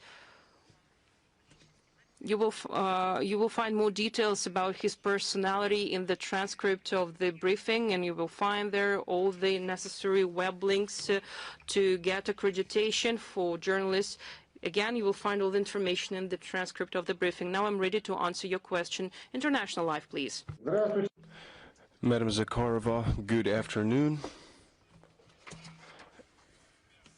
Last year, in late 2025, a Russian citizen, Anna Novikova, was detained in France. She was charged with espionage. According to the information that is at hand now, she is now held in a female's prison in Fleury, close to Paris. What does Russian side do to help her? We have regularly commented the situation around Anna Novikova.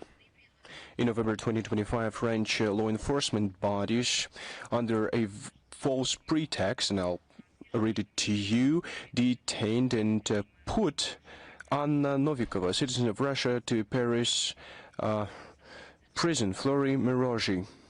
She was the founder of Association SOS Donbass. She was charged with cooperation with a foreign state and with collecting information in its interest and in connivance in order to commit a crime. Since her detention, Russian diplomats in France keep in touch with her French lawyers and help her with all that is necessary. That case is another example of spy hysteria, Russophobic spy hysteria that has engulfed France and other countries. Freedom of speech, freedom of expressions, they have not heard about it. It is evident that the French authorities have come up with the pretext to detain our citizen. It has nothing to do with the reality, with justice. We don't have any doubts that the true reason was her civic position, because she was a very active part of the civil society. That's the true reason of these unlawful, unfounded, unsubstantiated actions with regard to Anna Novikova. What did she do, Anna Novikova?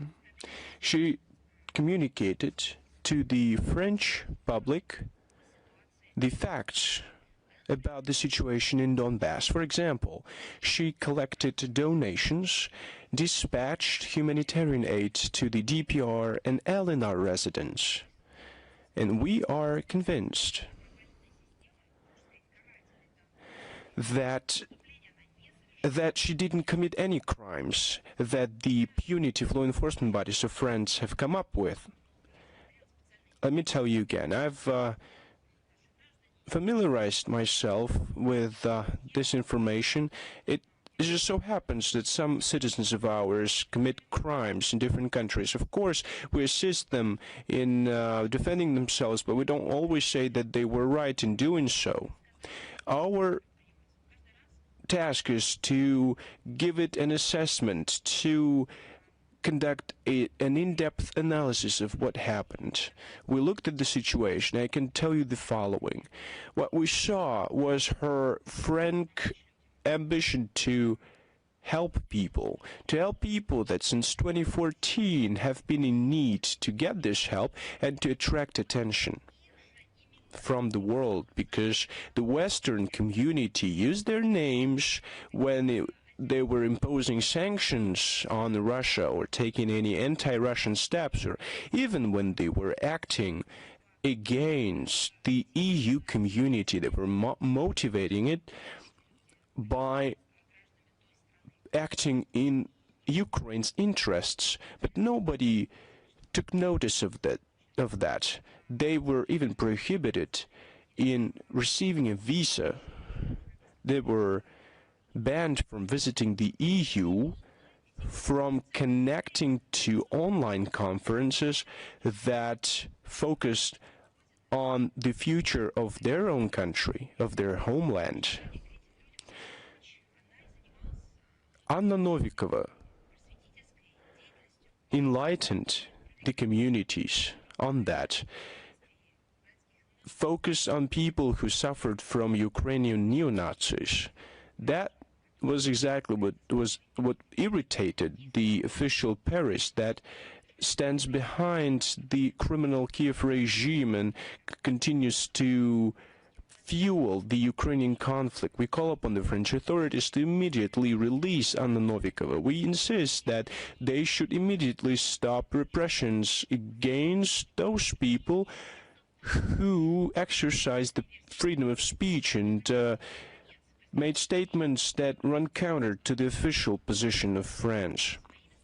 We should hear the people who, using their own words, tell us the truth about the developments in Ukraine and the truth that they see with regard to different countries that have suffered from the Kiev regime, people who have their own standpoints regarding the root causes of the conflict and what is really happening there and who is to blame for everything that has occurred so far.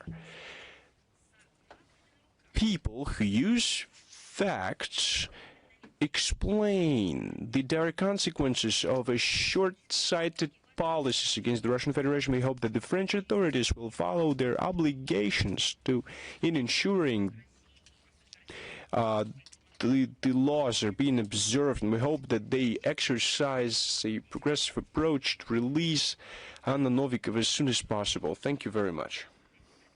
I remember the pretext that was used to detain, arrest, and torture Maria Butina in the U.S.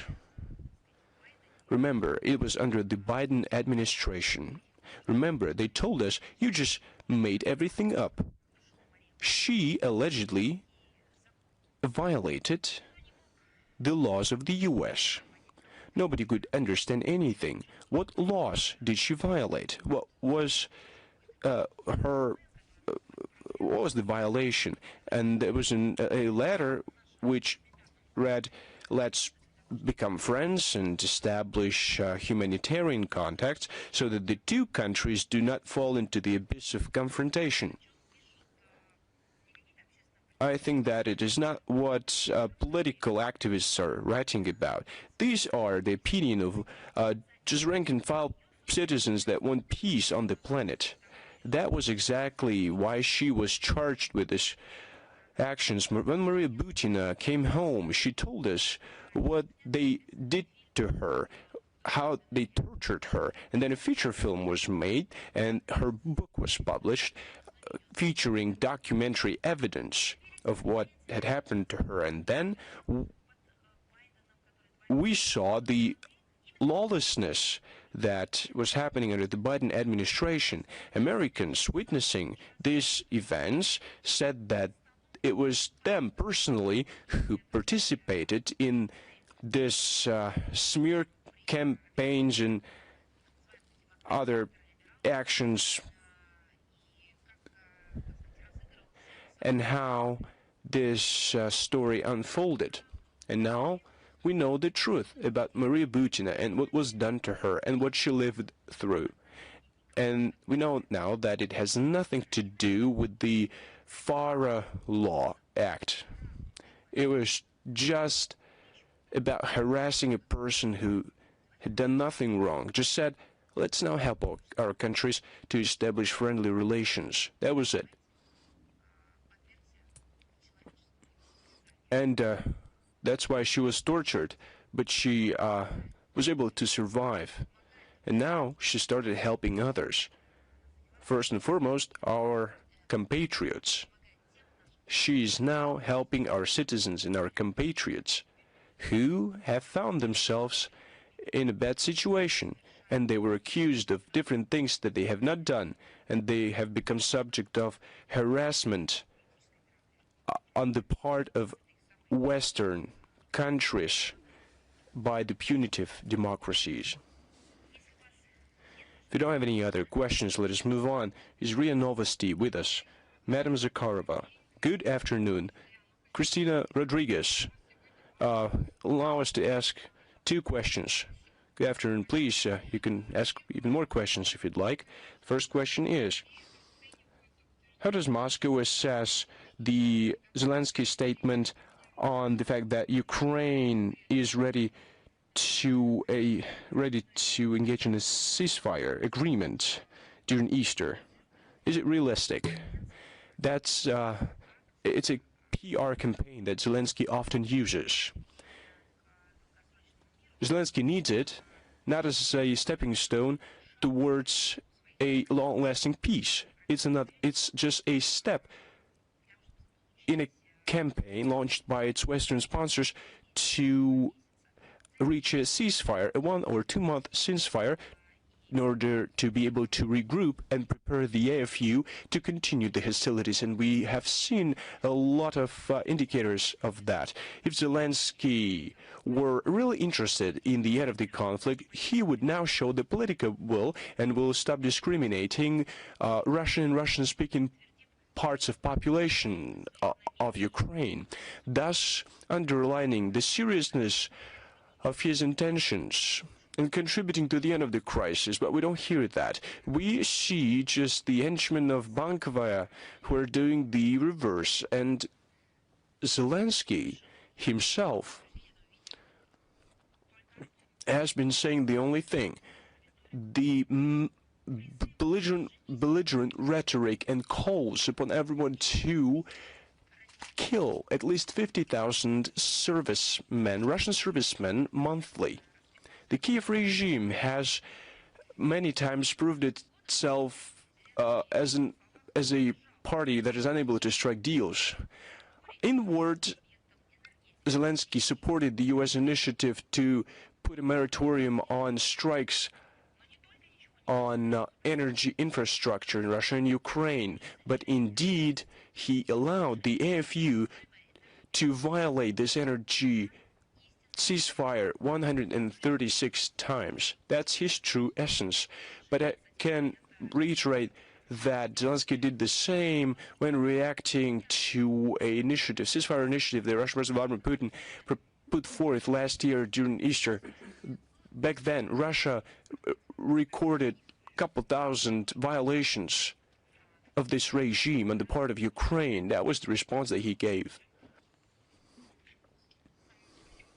Thank you. Allow me to ask you the second question. We see the escalation, the current escalation in the Middle East.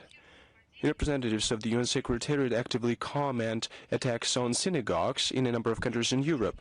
But at the same time, we don't remember any similar reaction when attacks against the Ukrainian Orthodox Church happened in Kiev.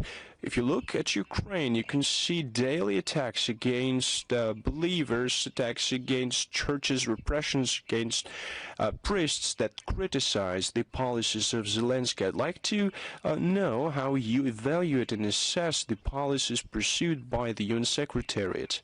They keep silent with regard to what's happening in Ukraine. I'd like to see what Russia is doing exactly to encourage Secretary General to respond to what's happening and to raise this question at the UN. I'd like to say that attacks against synagogues and other places of worship are unacceptable, and what has happened raises concerns. We condemn any manifestations of religious intolerance, and we condemn all acts of violence against worshippers, places of worship, regardless of where they take place and regardless of what the religion is. Such crimes should, of course, regularly receive an assessment on the part of the international community, and they should be investigated at the national level. There exist relevant units at international organizations, institutions within these multilateral structures whose only job is to research the dialogue between civilizations, freedom of faith. They conduct reviews on how countries adhere to international norms. So I have another question that comes to mind. Is it only Russia that condemns attacks against places of worship, regardless of the religion?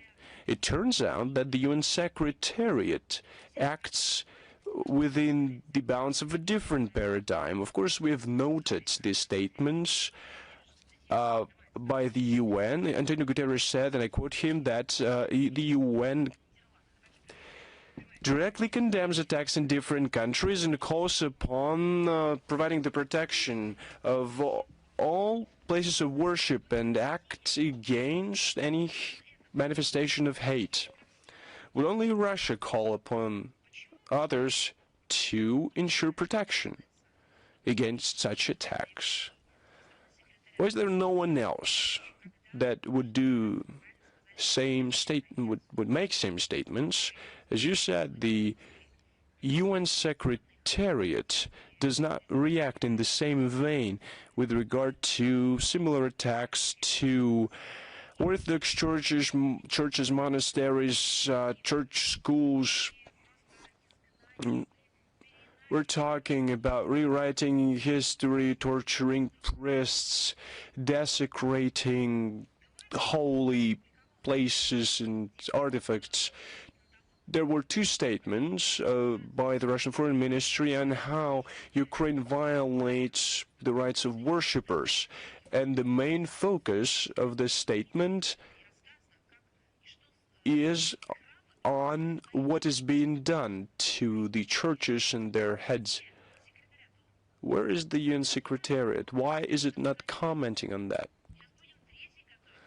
We have already prepared 2 reports, and we are now working on the 3rd one. Where is the Secretary General when it comes to responding to such acts against Orthodox churches in Ukraine?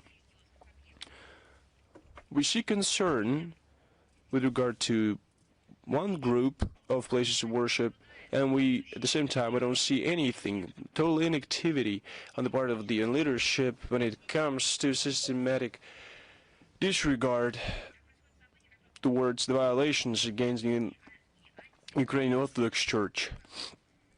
We see acts of anti-humanism, which Western community cares so much about.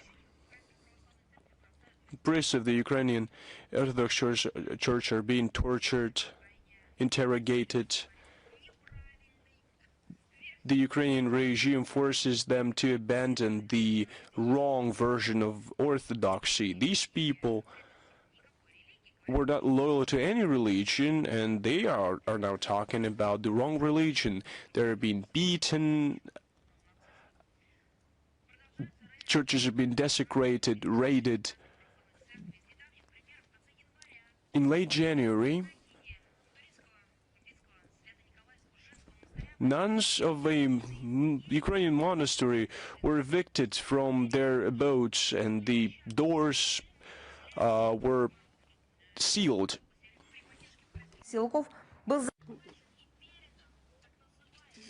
The so-called Assumption Church of the Ukrainian Orthodox Church was seized, and again, people and believers were not allowed to visit these places. And some officials are being accused of inciting religious hatred when they speak bad things about Orthodox Church of Ukraine. Searches are being conducted. Clergy are being arrested for treason. They are stripped of nationality. It doesn't matter what age, how old they are. The Kiev regime doesn't stop at that. It's no different to them. They continue politically motivated persecutions that turn into reprisals. They want to take control of the sacred place, the Kiev Pechersk Lora, but they're trying to desecrate it. Well, Ukrainian courts, you know how they are working and what Ukrainian courts are about, have adopted a decree that will strip the clergy of their residence. I repeat, we have published 2 reports about that, and we circulated these reports in international organizations. Ukraine has launched a campaign against Ukrainian Orthodox church, and it has been persecuting the clergy and Christian community for years. They want to replace it with pseudo-religious surrogate of the Orthodox Church of Ukraine. We remember the political project that has nothing to do with religion. We remember how this issue was created. It was artificially created in 2018, and it was accompanied by a scandal that resulted into a schism in the Christian community. The officials of the Orthodox Church of Ukraine are inciting hatred, but as far as we can see, their attempts to recruit followers by force to present the church as the national church are doomed to failure, because people understand where true values and true religion are, and where there are flagrant attempts to distort. You probably remember that they were organizing cooking shows in the churches that they seized week before the Easter during the Christian Lent, how they were organizing pagan rituals in the church with the horns in their hands and with the hoofs in their hands. Following this ethnic policy, they called this church an anomaly that has no place in Ukraine. That just goes according to Bulgakov, and they have a pseudo-legal basis for that. There is just another example that another law that entered into force on the religious organization that has created legal mechanisms to ban the functioning of any religious association that is affiliated with the centers of Russian influence. The Kiev regime has provided legal grounds for itself to ban the church that they hate.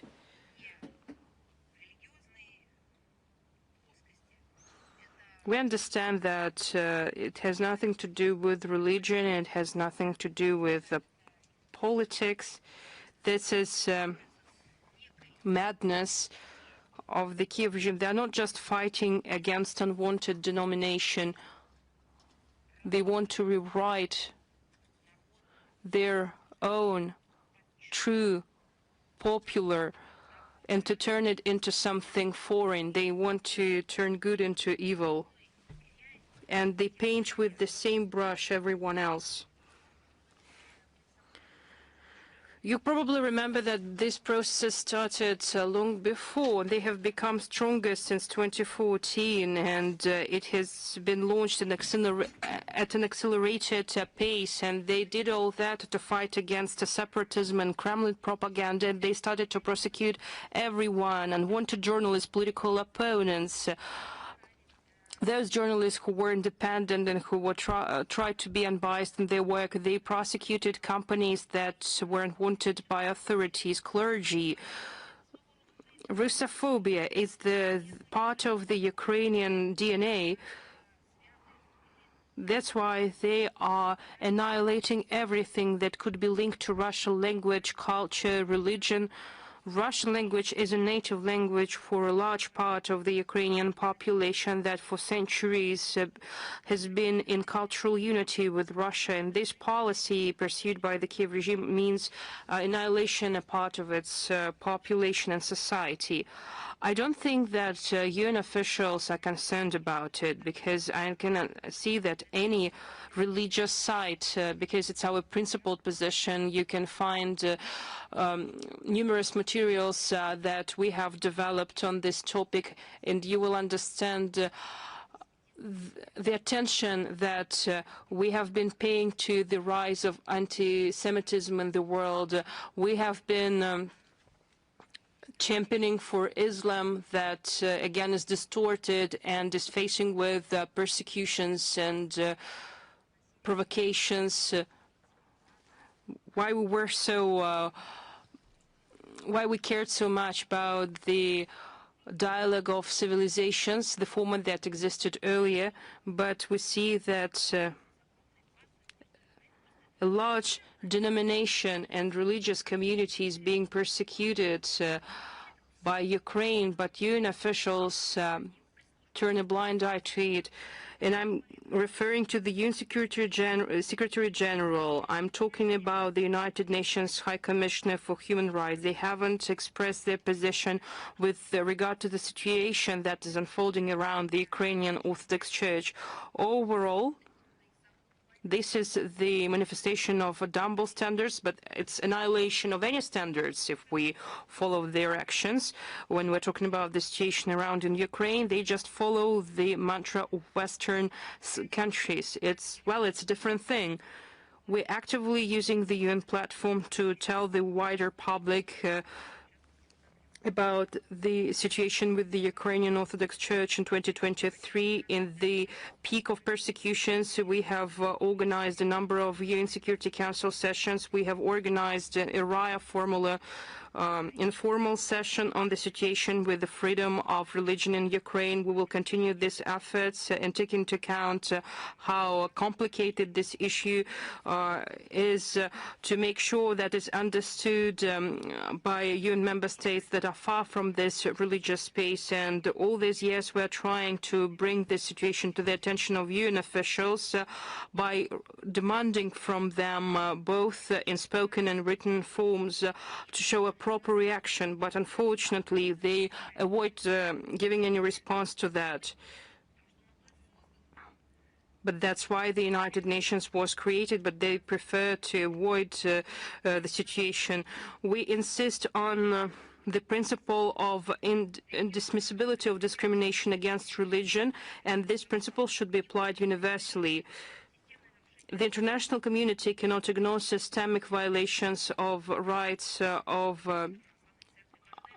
Christian communities like the Ukrainian Orthodox Church. We are looking forward to not just vague response from the UN Secretariat, but to condemn in the strongest possible terms persecutions that are being committed against the canonical Ukrainian Orthodox Church that is launched by the Kiev regime, and the Kiev regime doesn't even hide that they're persecuting the Ukrainian Orthodox Church. That's why we wait for the United Nations to make a call to guarantee rights of all religious communities of Ukraine, the right to the freedom of religion without being persecuted. If we are talking about persecutions of other religious movements and currents, obviously we should respond to them, but it's impossible just to stay silent when the whole situation is taking place, because the UN Secretariat is ignoring it. Thank you. What about third question? Well, probably next time. Thank you. Interfox, please. Yes. Hello, Ms. Zakharova. We have a question. Iranian officials have recently made statements about withdrawal from the NPT. Probably we had some contacts with Iran on that issue.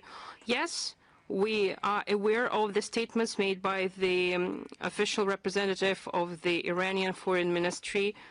We have heard the statements. We understand their motives and reasons.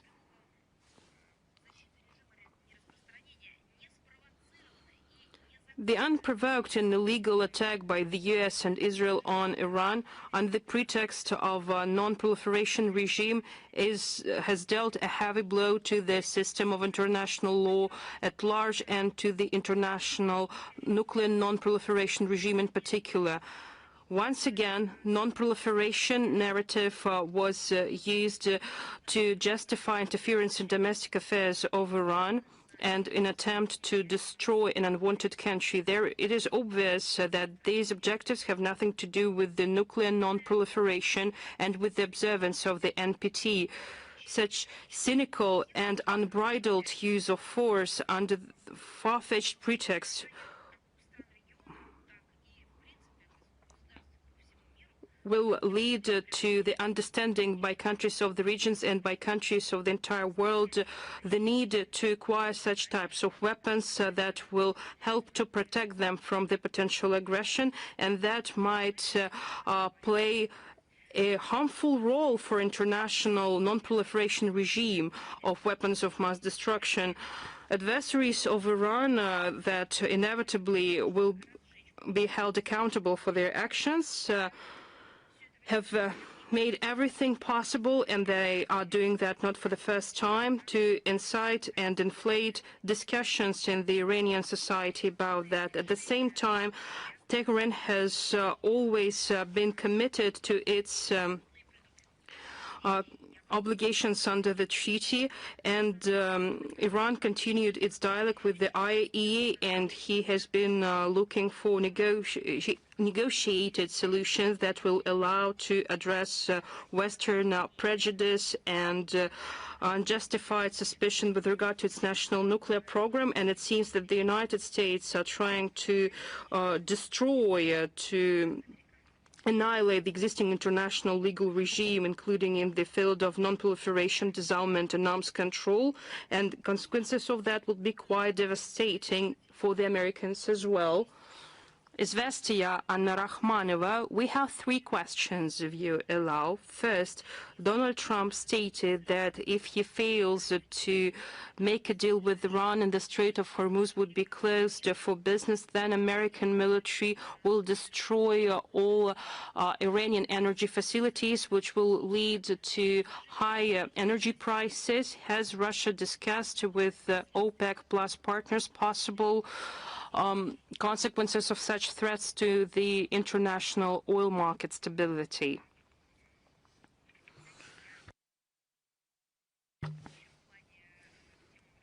Overall, we have been touched on that issue on numerous occasions. Our country works with other oil exporting countries in the OPEC plus that was established during the energy crisis in 2016 after signing a treaty of cooperation between OPEC countries and 11 independent oil producers. Over the past 10 years since the establishment of OPEC plus, this platform has played a key role in ensuring a global energy security and oil market stability. This voluntary adjustments in oil quotas will allow to sustain quotas at an acceptable level, given the geopolitical challenges that are still existing. In the interest to control the implementation of these agreements on the regular basis, the Joint Ministerial Monitoring Committee and ministerial meetings are organized where Russia acts as a co-chair. There is a group of 8 countries that also has regular meetings since 2023. They have committed to make additional voluntary adjustments to oil production. It is obvious that since the 64th Joint Ministerial Monitoring Committee on February 1st, and since the meeting of 8 countries on March 1st, the situation has degraded substantively, and the ongoing conflict has led to the significant decrease in oil supply, and it has caused a peak of oil prices. We believe that it will become a central topic of the 65th GMMC that will take place on April 5th. The EU extended restrictive measures against Iran because of human rights violations until April 13th, 2027. What does Russia think about EU's decision to extend sanctions against Iran? What are the consequences for Russia-Iran relations, and does Brussels attempt to block opportunities for constructive dialogue with Tehran? The EU actions in the Middle East have recently been characterized by extreme inconsistency and inability to offer constructive solutions. They are caused by not just strategic vision, but their domestic political dynamic and international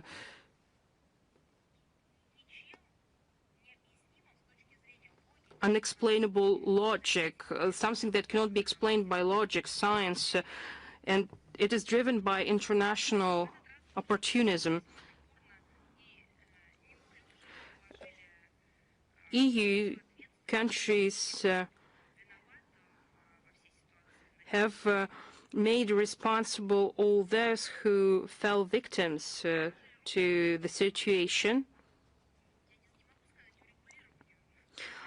I can't say that they made any contribution to the settlement process, but I cannot use the word settlement because the only way I can describe this situation in the Middle East as escalation.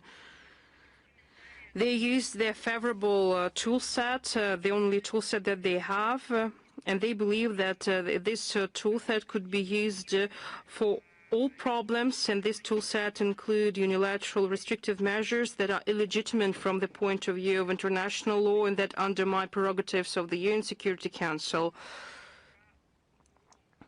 It's like a story that they are trying to break anything, you know, like microsurgery, dentistry, arts, education, construction, animal husbandry, chemistry. They have only one tool for that, which is a metal crowbar.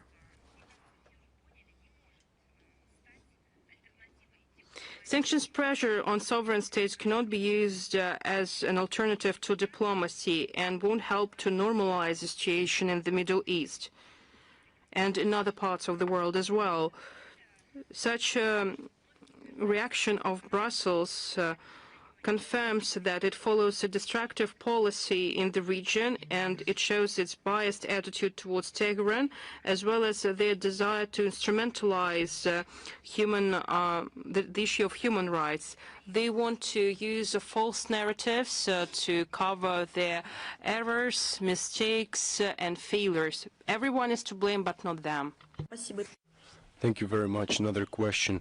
EU sanctions and differences within the European Union, how the sanctions fatigue is reflected on our bilateral conflicts. Russia and the EU. What context are we talking about? Do we have any relations? Of course, we have embassies operating in these countries, but they often deport our diplomats and require closures of our diplomatic embassies. We have diplomatic relations with Hungary, Slovakia, and we have rare contacts with certain diplomats. They banned themselves from engaging with Russian representatives. Even prior to 2014 and 2022, they did everything to complicate visa issuance mechanisms. Now add to that the movements of people, of our diplomats for humanitarian ends.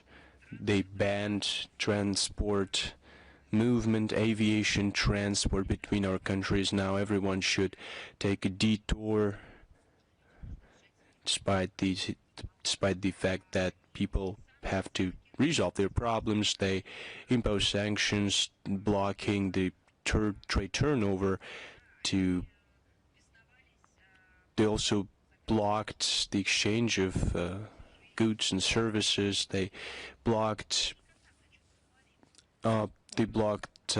payment services to portrait journalists. What are we talking about? What kind of bilateral relations do we have? So now let us not focus on bilaterals, but on something else, on the consequences that they can perceive now from their own actions, because Brussels fully perceives their consequences from its own sanctions. The refusal to mutually and beneficially cooperate with our country resulted in economic crisis. 2025 manufacturing sector has been on the decline. The chemical industry, automobile industry. Now the European companies have to pay twice as much as they used to pay, 4 times as much as they used to pay.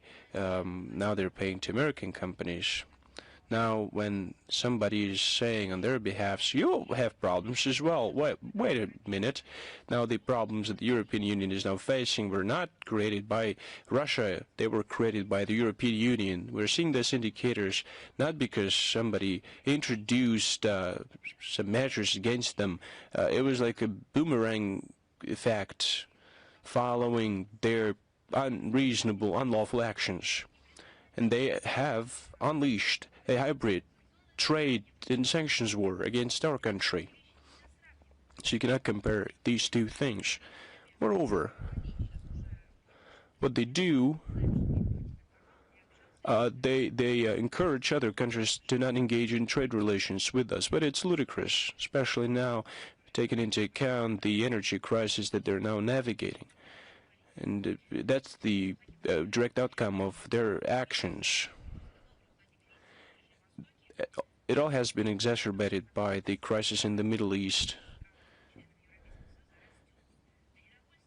We see grievances with regard to the sanctions policies against our country.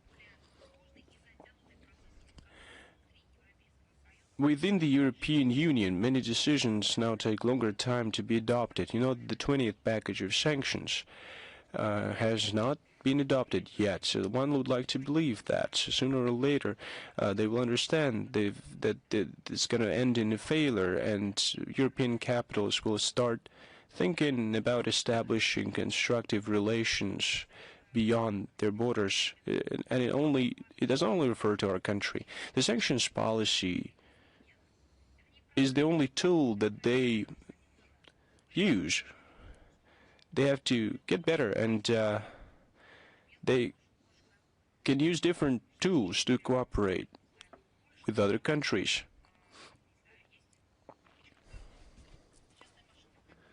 They can use different tools, not only the sanctions tool. The other day, Russian President Vladimir Putin said that when these ties are restored, we will only support that. But that's their issue that they have to face themselves. Thank you very much. TV Bricks is next. Hello, Madam Zakharova. My name is Alina Pantileva, editor of the TV Bricks channel. The creation of the International Organization for the Russian Language has become an important step in promoting the Russian language abroad. Now this organization comprises Belarus, Kyrgyzstan, Tajikistan, Uzbekistan. At the same time, this organization is open for other countries to join. What prospects of promoting the Russian language you can see within the BRICS bloc? And is it possible to include media projects aimed at foreign audiences into this systematic work to promote the Russian language? And is it even discussed as part of the integration processes of the organization? The strengthening of the positions of the Russian language abroad is one of the priorities of the Russian foreign policies. Why? Because it's natural, as dozens of thousands, hundreds of thousands of people, millions of people use the Russian language as their mother tongue. Russian is their tool for communicating, for talking to each other. The Russian language is one of the official languages of the UN and other international organizations. The BRICS format is unique. That's why the work is being conducted in a wider context. We focus on the development of our cultural cooperation in all its entirety, and we are trying to strengthen the atmosphere of friendship and cooperation between our peoples. We have done a lot on this track, and during our chairship we've done a lot. We did a lot in 2024 when we organized dozens of substantive events that contributed to other people familiarizing themselves with the rich culture of our country, with the Russian language. But the climax of the censorship was the BRICS Festival of Culture that took place in St. Petersburg in July 2024, when Brazil was the chair in BRICS. Two Russian feature films were presented during the BRICS movie festival. That was another contribution to promoting the Russian language and domestic achievements in culture. We are systematically monitoring the state and the standing of the Russian language in BRICS states, using the information from our foreign missions and expert sociological surveys and statistical information. We see this interest in these countries towards learning the Russian language, and we see economic and scientific interaction, bilateral interaction with our BRICS partners, and we see the true interest towards learning of the Russian language. The Russian houses expand their activities, and multiple projects are being successfully implemented, conferences being held, and artistic evenings are also being held, and you know all well about that. And the youth chooses the Russian language to learn as a foreign language because it expands their career opportunities. On our part, we support and coordinate the systematic work of federal bodies of the executive power to promote the Russian language in BRICS countries by implementing flagship projects in educational, scientific, cultural, humanitarian, and informational sectors. We use a wide range of tools and use different formats, and of course we take into account regional unique situation. In 2024, Brazil hosted a number of events, lectures, workshops, concerts with the participation of Russian teams and solo singers. And of course, this serves as a tool to attract the foreign audiences towards our treasure trove of culture, the cultural heritage of Russia. In 2025, under the aegis of the International Association of the Russian Language and Literature Teachers in Brazil, the International Forum of Russian Language Teachers in the Latin American countries took place. I think it bears a beautiful name. Many people think so as well. It was called Terra Russistica. This event became a large discussion platform of Russian language specialists from the region. It brought together over 100 scientists from different countries of Latin America. Another example of media projects that are aimed at foreign audiences and promoting the Russian language. In 2025, video footages were published that promote the Russian language, the key achievements of our domestic education, science, culture, and tourism potential of our country. The video footages were prepared in our leading Russian universities that are conducting the educational programs for foreign citizens. The footages were published on the internet and were broadcast for BRICS audiences. And for many years now, the Russian World Foundation has been contributing considerably to educational programs in all countries of the bloc, and contributes to the Russian language media outlets and to useful initiatives in expanding and promoting the Russian-speaking communities. It helps the public and non-commercial organizations, professional, national, also associations of teachers who engage in promoting the Russian language. They also help to develop educational programs that promote the Russian culture and its history. The ministry also helps the foundation by creating institutional frameworks to strengthen the standing of the Russian language within the BRICS states. We believe that the Russian language is a very important tool for the global information interaction and an omnipotent promulgation of knowledge.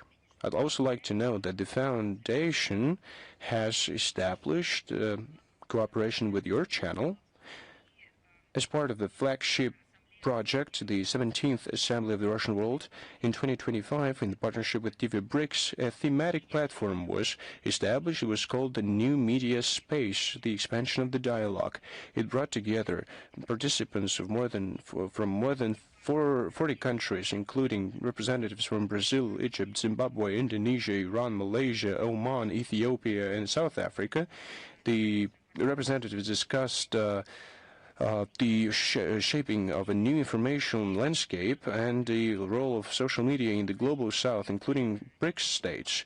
In the the final resolution of the Assembly was emphasized that the BRICS countries that represent almost the half of the world's population have a unique cultural and historical richness that should be reflected in global narratives through the creation of a unified single media space. And this space, and its aim is to expand the range of opinions and to contribute to the plurality of opinions. And I think that your channel plays a very important role in this regard. Thank you very much. Do we have Sputnik Armenia with us? Madam Zakharova, good afternoon. We have two questions. Prime Minister of Armenia, Nikol Pashinyan, recently said that considers transferring the concession of South Caucasian Railroad to the Kazakhstani side, and this issue will also be discussed during his meeting with Vladimir Putin today. My question is, as of now, is there any understanding on how long this will take to conduct contacts at the highest level, and is it acceptable to Russia to transfer this concession to the Kazakhstani side? I'd like to say that on March 30th, Andrei Nikitin, Minister for Transport of Russia, said that Moscow does not hold negotiations with regard to the transfer of railroad to Kazakhstan, neither with Armenia nor with Kazakhstan. One should take that into account. The corresponding agency has made this statement, and one should consider it to be important. And the concession agreement was signed in 2008, and it is going to be effective for 30 years, and it can be extended for another 10 years.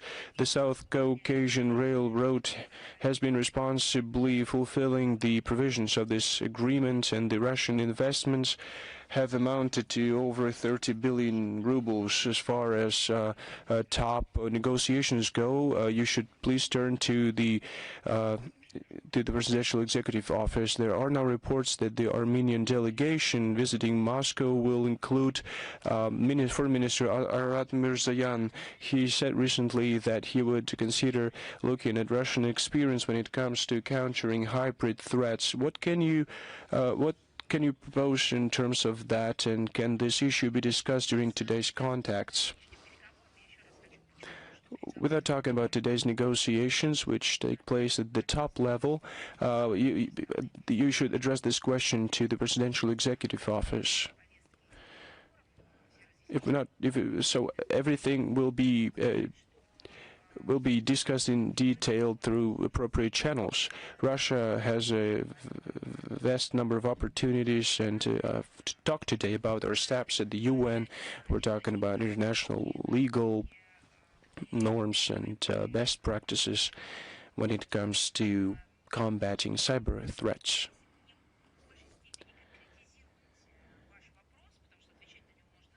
If you talk more specifically about what Russia can offer, can propose, so if you talk in more detail, I would certainly address this issue to our next briefing, where I'll personally respond to you.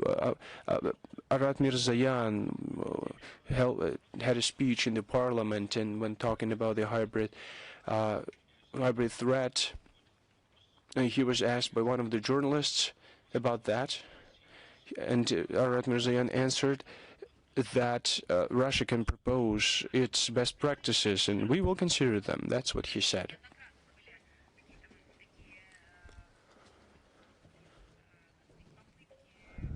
we have seen numerous attempts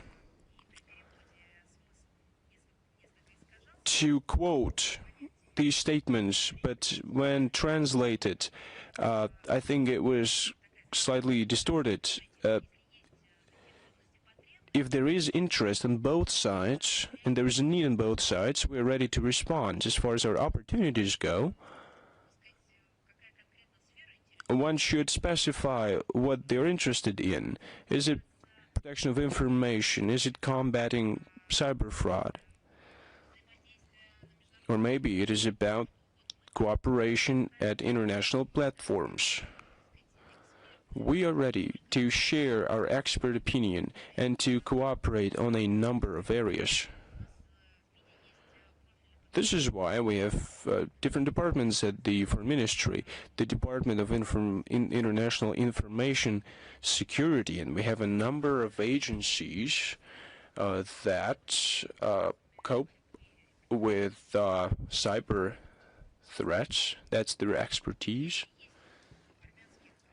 So if our Armenian colleagues show interest in that, we are always open to a dialogue, either through our foreign ministries or through our experts in different areas that our partners, friends, and colleagues find the most interesting. Thank you. Do we have China Media Corporation? Hello, Maria Zakharova, we have one question. In late March,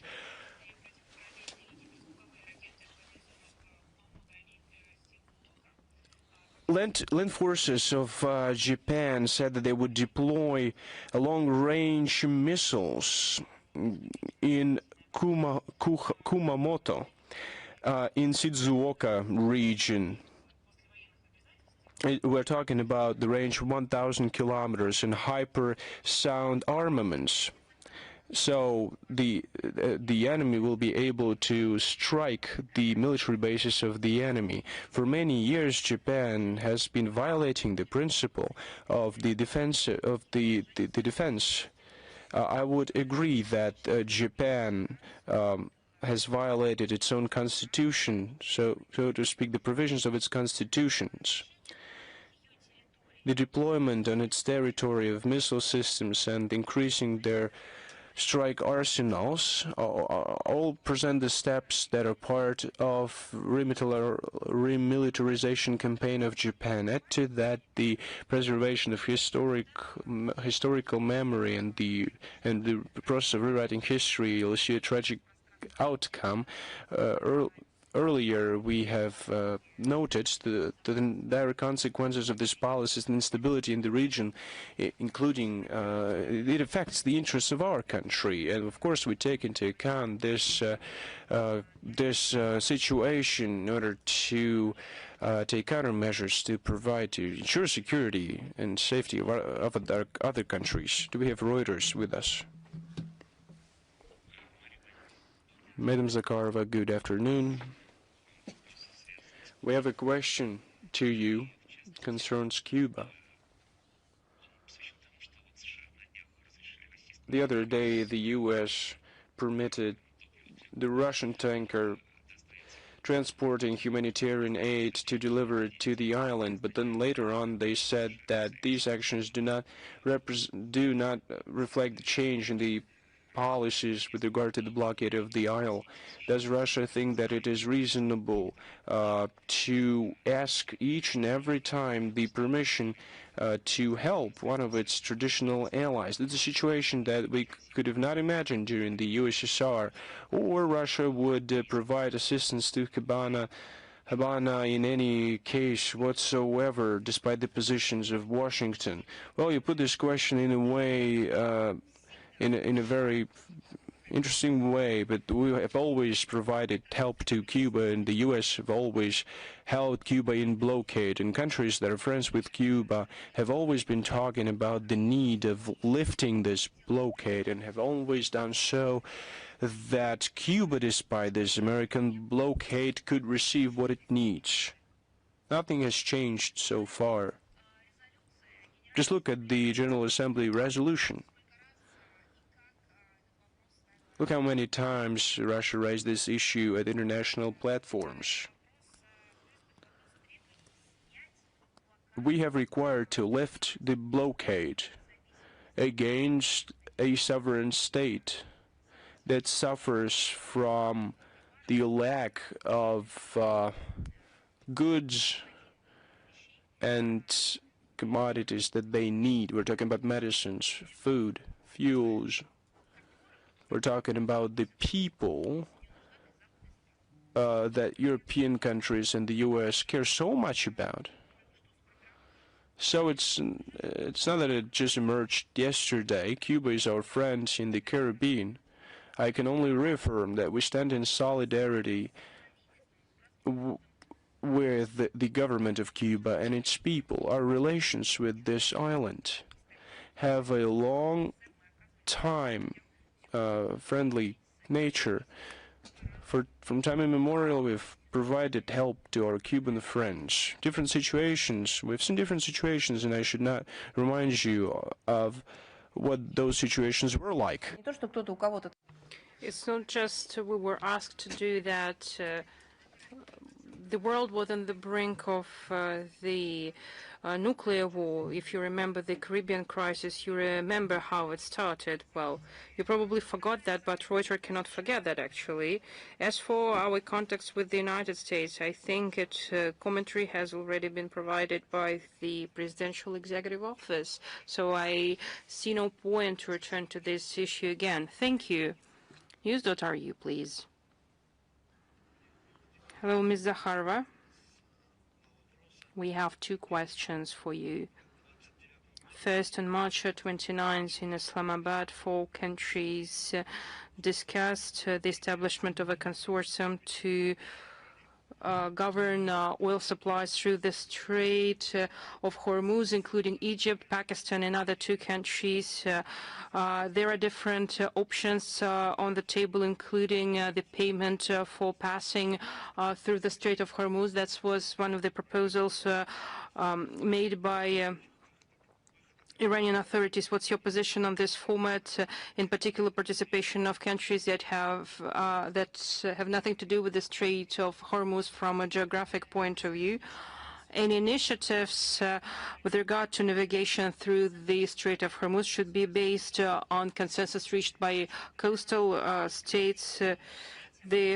Providing a control to 3rd countries or providing supranational structures wouldn't help to address attention to the region, and these actions would go against norms of international law.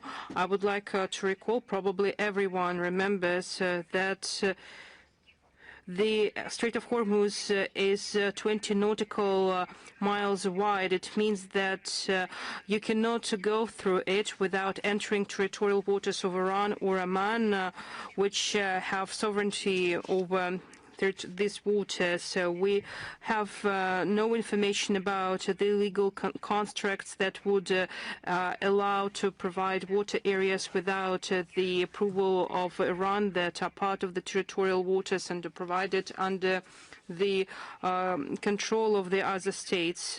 I think other countries, including the US, cannot doubt that the fact that the passage through the Strait of Hormuz is controlled by Tehran. Iranian positions and should be taken into account, and Iran should be directly involved in this negotiating process.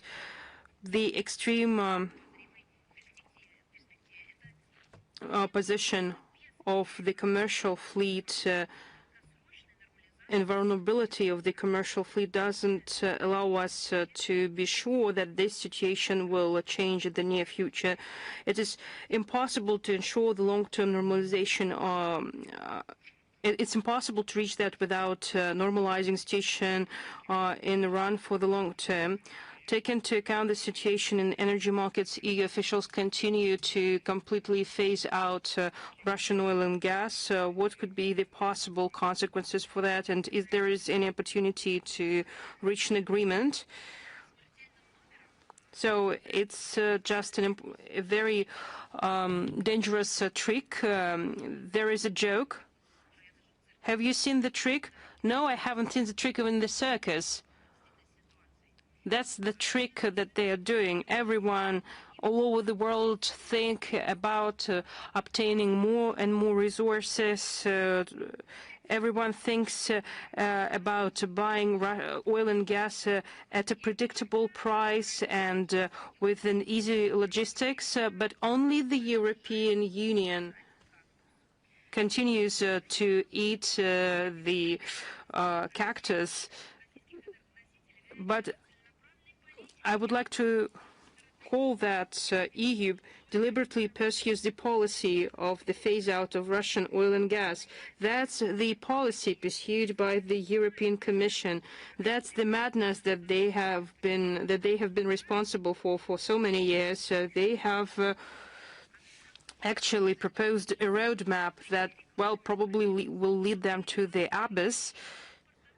That will include the phase-out of the Russian LNG exports into Europe, but they probably noticed that Russian energy resources are supplied to other countries of the world.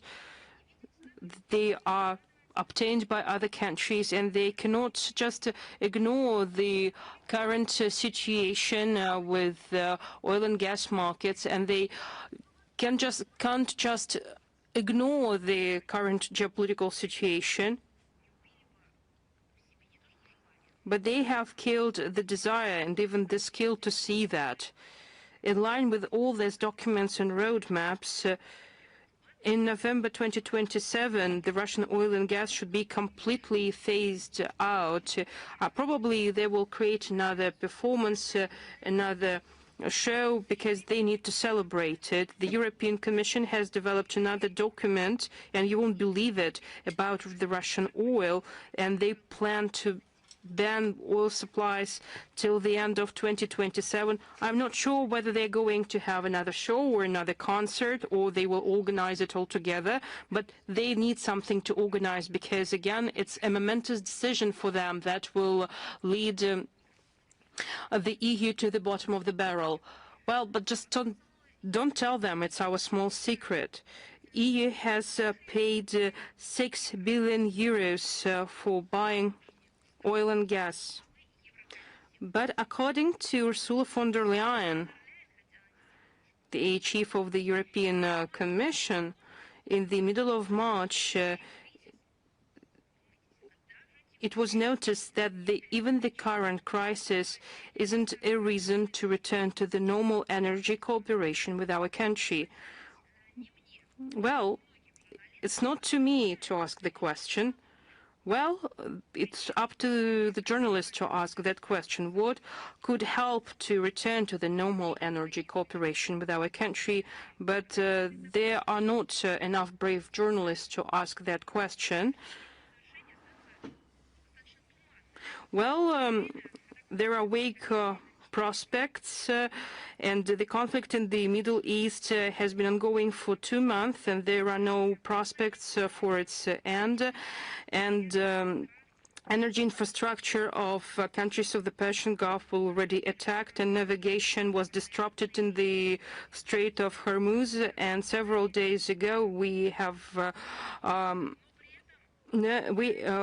learned about the initiative of a number of countries to create a consortium to govern this transport artery like they did with the Suez Canal. But we need reliable sources of oil and gas supplies. But Ursula von der Leyen continues to say it like mantra. This situation reflects a structural transformation of the global energy architecture that is being carried out in the context of the energy crisis that is raging in the world.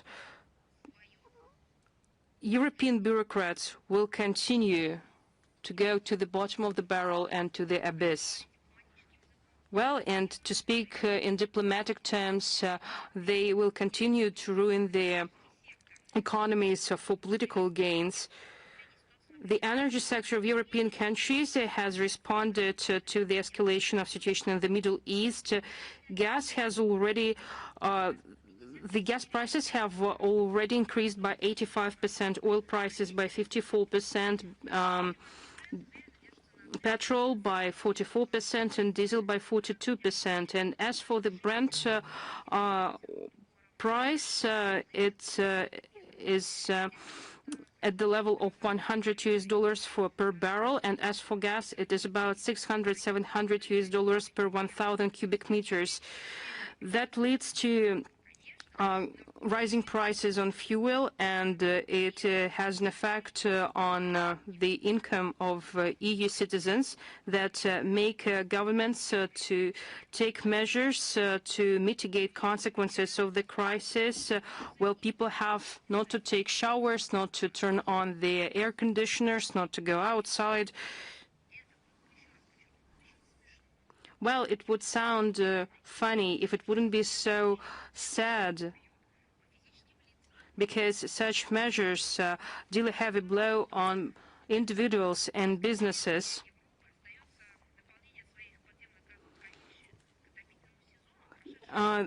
There is quite an important issue for Europe, which is to replenish the underground gas storages for the heating seasons. This cold winter led to quite a high depletion of gas from the underground gas storage, and Europe hit a record in terms of the LNG imports in 67 billion cubic meters. Well, it will be a serious burden on their budgets, on the budgets of the European countries. And it will lead to the decrease in the limit of replenishment for the underground gas storages from 90 to 65%, and it won't help the situation. Well, again, I recall the citizens will be asked not to take showers, not to turn on lights, and not to go outside. They will have to take austerity measures, and it's not the part of the green transition. It's a dirty transition. That's the strategy that is pursued by the European Union. Well, people in the European Union call it a crisis and a recession. Well, if they're brave enough, and if they are not brave enough, they use other ways to describe the situation. They are not calling it a recession, they are calling it an other way. But I'm not sure that it will help them to deal with the challenges they faced with. EU takes decisions that are not evidence-based, and they have nationalist, if not Nazi, motives. And Russophobia also takes its toll on their mental state. Russia is ready to work with partners that are not prone to politicize energy security.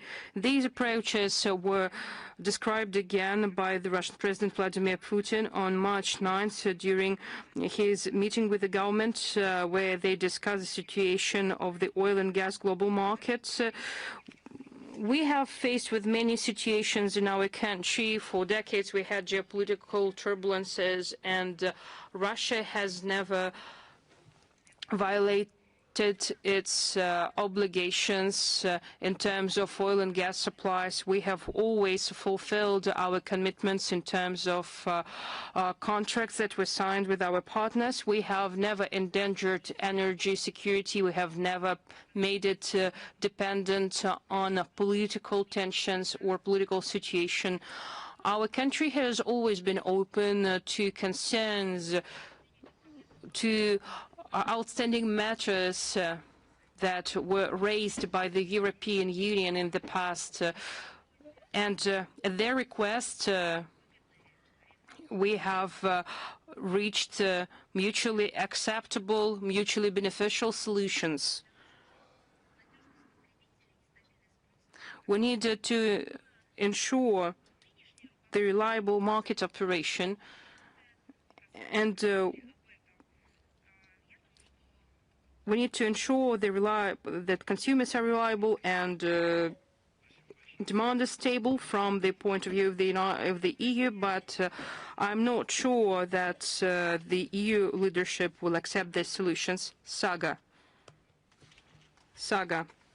please. Well, I see that our colleagues... Excuse me, we cannot hear you. Saga Radio. I would like to speak about the Middle East. Since we have a representative of Al-Muyaddin, I would like to offer my condolences, to express my solidarity, since 3 journalists of Al-Muyaddin died.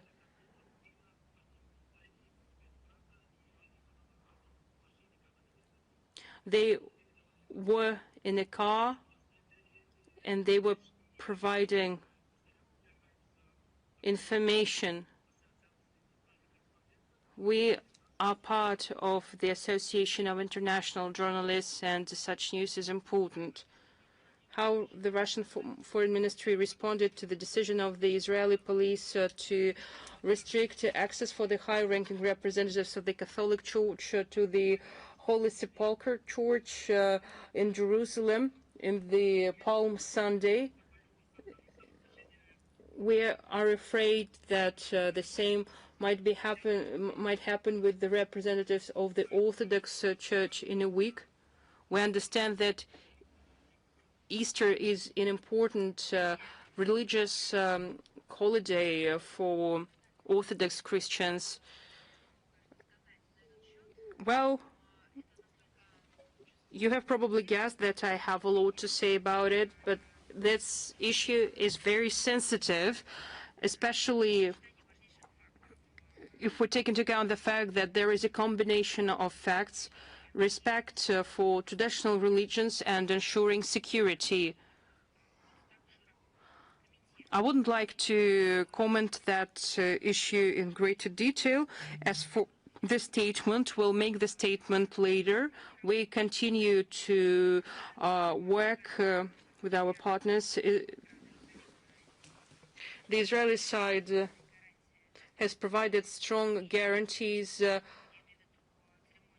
of organizing the ceremony that is dedicated to the Great Sunday and Palm Sunday. The decisions will be made taking into account various circumstances, security situation and situation on the ground. That's why I wouldn't like to make any conclusions from that. Let's give an opportunity, let's provide an opportunity to our, and not only our diplomats, but diplomats that represent countries where people are waiting for the Palm Sunday, to let them work, and let's pray for the success. Ms. Zakharova, yes, Could you please comment? Please speak closer to the mic. Could you please comment on the matter of our 3 Lebanese colleagues? We have made that on the day it happened. We have provided all the information in every possible detail. Again, I can provide a web link in the transcript of our briefing. Lenta.ru, please. Hello, Ms. Zakharova. We would like to ask you 2 questions. First, we would like to follow on the topic of Cuba. The Ministry of Transportation has reported about the arrival of humanitarian assistance, and we would like to know if Russia plans to send another humanitarian aid to Cuba. At our today's briefing, we have expressed our readiness to provide all the necessary assistance to Cuba and support as well, taking into account threats that are being posed by the U.S. Anatoly Kolonkin tanker has brought humanitarian assistance with 100,000 tons of Russian oil, which has shown commitment to helping Cuba. It is important to remind you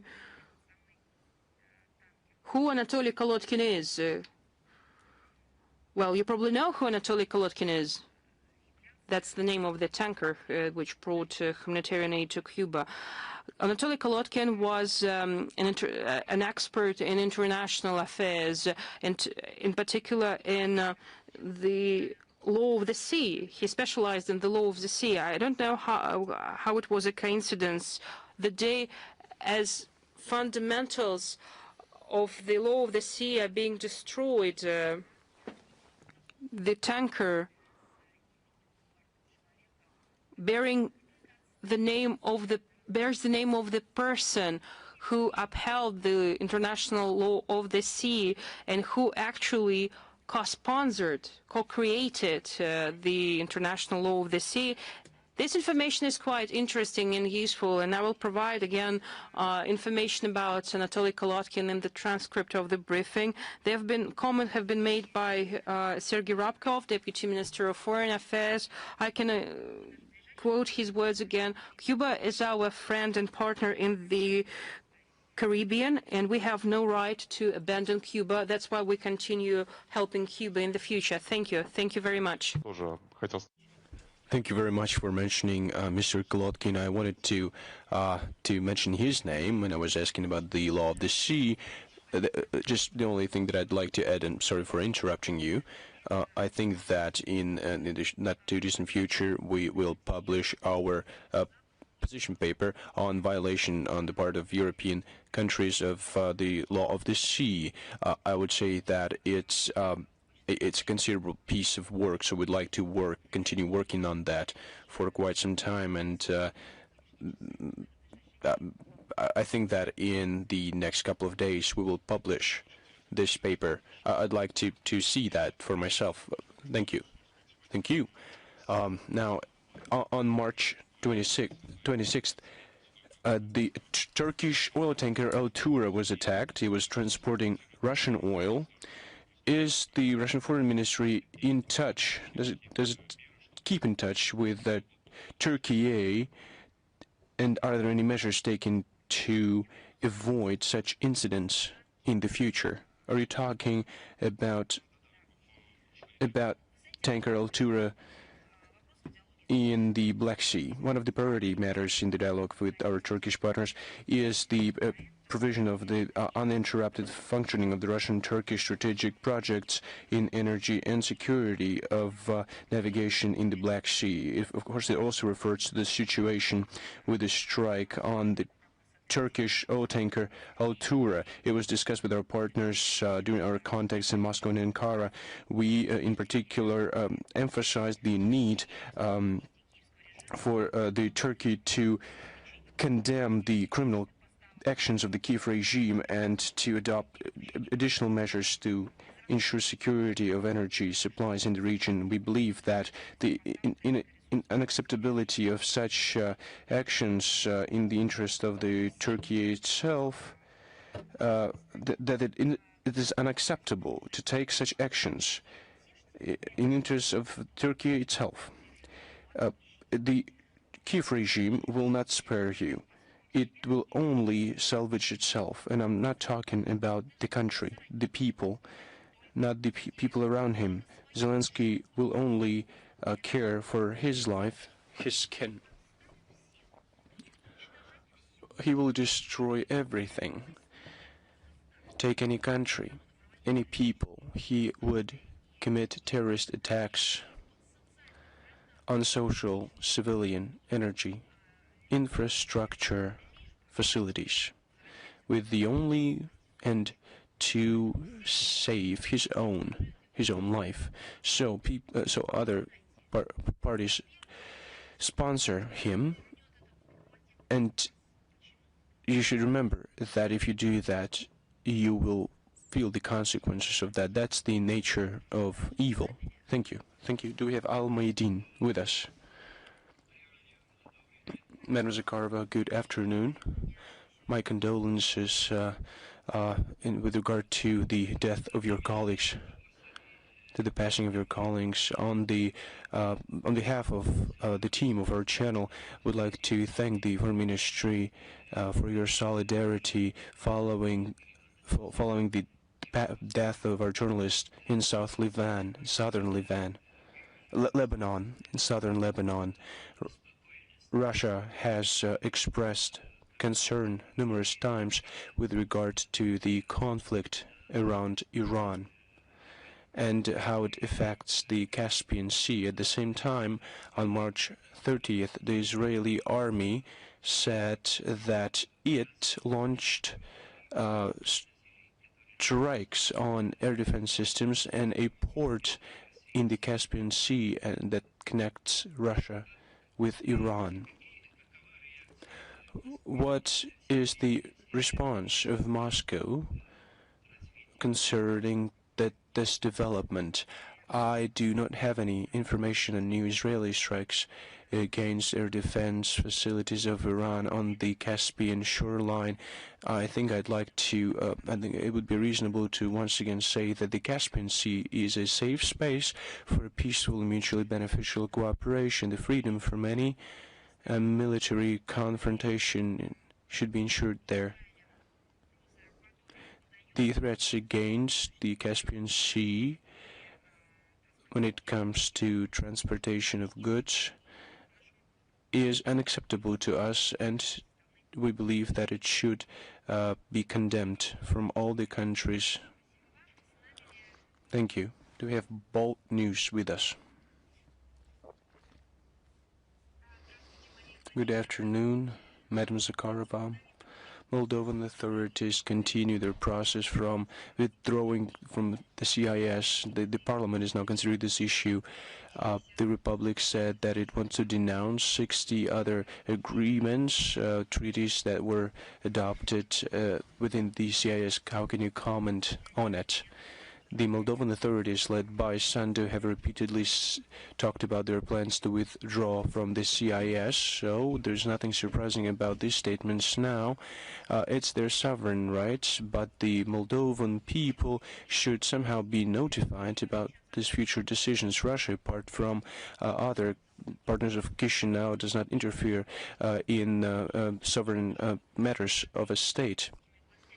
But the policies to integrate with Europe taken by Moldova and the disruption of long-time connections with countries in the Eurasian space will deliver a blow to the Moldovan people and will further exacerbate the social and economic situation in the country. Let's look at the statistics. According to the Moldovan Official Statistics Agency, at the end of 2025 years, the import exceeded exports threefold, and the trade deficit imbalance rose by 33%, and it amounted to $7 million. And it is just in a nutshell how the European Union wants Moldova to join.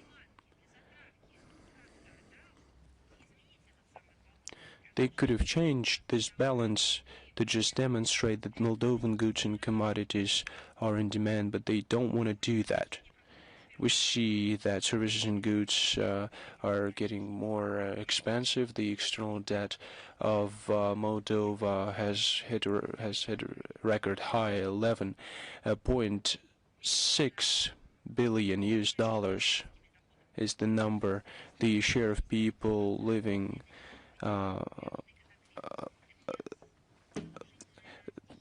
earning a pittance has reached 60%. It's not a natural disaster, it's a man-made disaster, and its name is Sandu.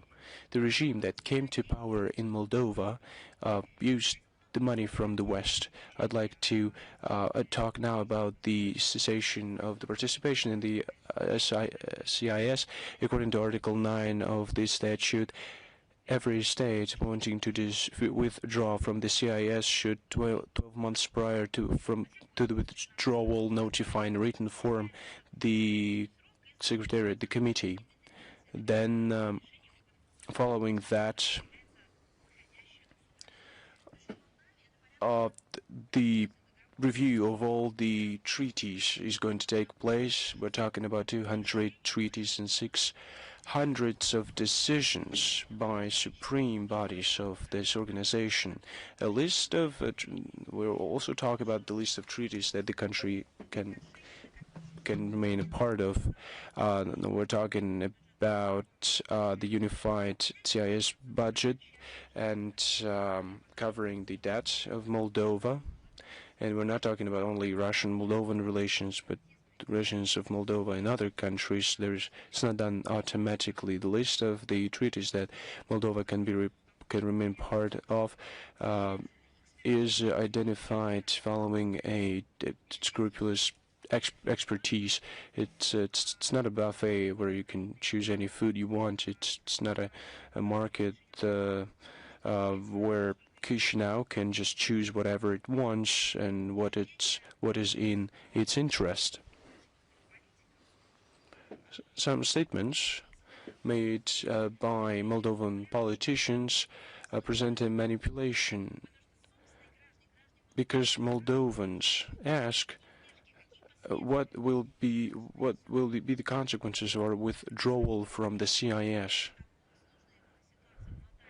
The situation is already dire, and we will face obligations, and the population will bear a burden, a heavy burden, following it. The Moldovan authorities answer, it's not going to be bad, just don't be concerned, but I've just shared with you all the details about the necessary procedures, so it seems to us that the Moldovan authorities are surreptitiously trying to not have any honest discussion with their society, with the people, discussion about the future of their country, which is of importance. Of course, the constructive forces in Moldova say that it will have dire consequences. That's why they suffocate their media outlets. Thank you very much. Do we have Anadolu with us? Good afternoon, Madam Zakharova. I only have one question. Zelensky toured the Middle East recently, and following that, he said that he struck a historical defense agreement. What is Russia's stance towards that, and how would that influence its relations with Arabic states? Did I hear you correctly? You said he toured the Middle East. Is that correct? Is that the right wording? We understand that we're talking about some kind of agreements in terms of defense. Maybe he started asking Persian Gulf countries to help him join the European Union. I'd like to say that traditionally we have refrained from making comments with regard to bilateral treaties that foreign states sign if it does not concern the interests of the Russian Federation. It is with respect that we treat the sovereign rights of Qatar and Saudi Arabia to sign mutual defense agreements. It should not be represented as an attempt to show the spirit of solidarity between the Persian Gulf countries and Ukraine, and we hope that the relations between our country and the Persian Gulf countries will continue developing. But the terrorist Kiev regime commits crimes against the civilian population, so everyone who supports this regime should realize what their money is spent on. But we do communicate this position of ours to our partners. Thank you very much.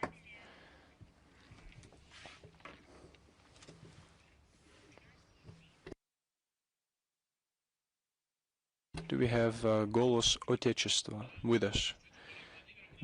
Madam Zakharova, Голос Отечества, Олег Sharikov. I have one question only. Sergei Lavrov, when giving an interview in France TV, said that Trump's statements are unacceptable, and he was talking about ignoring international law. Russian foreign minister said that Russia did not defend Iran, but the international law, and Iran is the strategic partner of Moscow. Does it mean that communicating our position during the negotiations with the U.S. on the root causes in Ukraine is the return to the legal field, meaning the international law? What does it mean to return to international law? We've always been part of international law. We've never talked about disregard or refusal to be part of this international law. We have always been talking about how we are trying to preserve it, to keep it, because we see that at this stage there is no alternative to international law. So I'm not sure that this word that you used, the return, is can be used here when it comes to the questions addressed to the Russian side. If you're talking about the return of the U.S. to international law, I think you should turn to them with this question. Russia has always called upon the U.S. and the collective West to adhere to the international law, and we have been doing that not because it's our personal opinion, but because these are the obligations that they took upon themselves when they became members of the UN, when they accepted the UN Charter and signed a number of international instruments. We draw special attention to not allowing the fragmentation of international law or selective approach when choosing the appropriate international norms. In his interview, Russian Minister Sergei Lavrov gave an exhaustive explanations in this regard. I'd like to say that when communicating with the U.S. administration, now we're always sharing our steady position on the need to eliminate the root causes of the conflict in Ukraine, taking into account the situation on the ground and international norms of international law. Thank you very much. Do we have Ross Media with us? Good afternoon, Madam Zakharova. I represent Ross Media. My name is German Gurunov. We have two questions. How does Moscow assess the red lines for Russia if the conflict in the Middle East escalates when it comes to the threats to our allies and destabilization of the situation in the region? I think that one should not simplify the situation, the developments that we see today in the Middle East and in the Persian Gulf. It's not like you take pencils of different colors and start to draw. It's an unprecedented escalation spiraling out. It's like you're playing with fire and you risk to see a total inferno that will rage in the Middle East and engulf the whole world. That's what we're talking about. It's not like that we're using just metaphors for the sake of using metaphors. We're talking about a comprehensive review of the situation, the new Middle East crisis that has been provoked by an unfounded aggression by Israel and the U.S. against Iran has been going on for more than a month now, but we remember that they were talking about just a couple of days. Мы слышали про то, что точно до конца марта все будет завершено. Вот теперь уже начался апрель, и мы видим, насколько, к сожалению,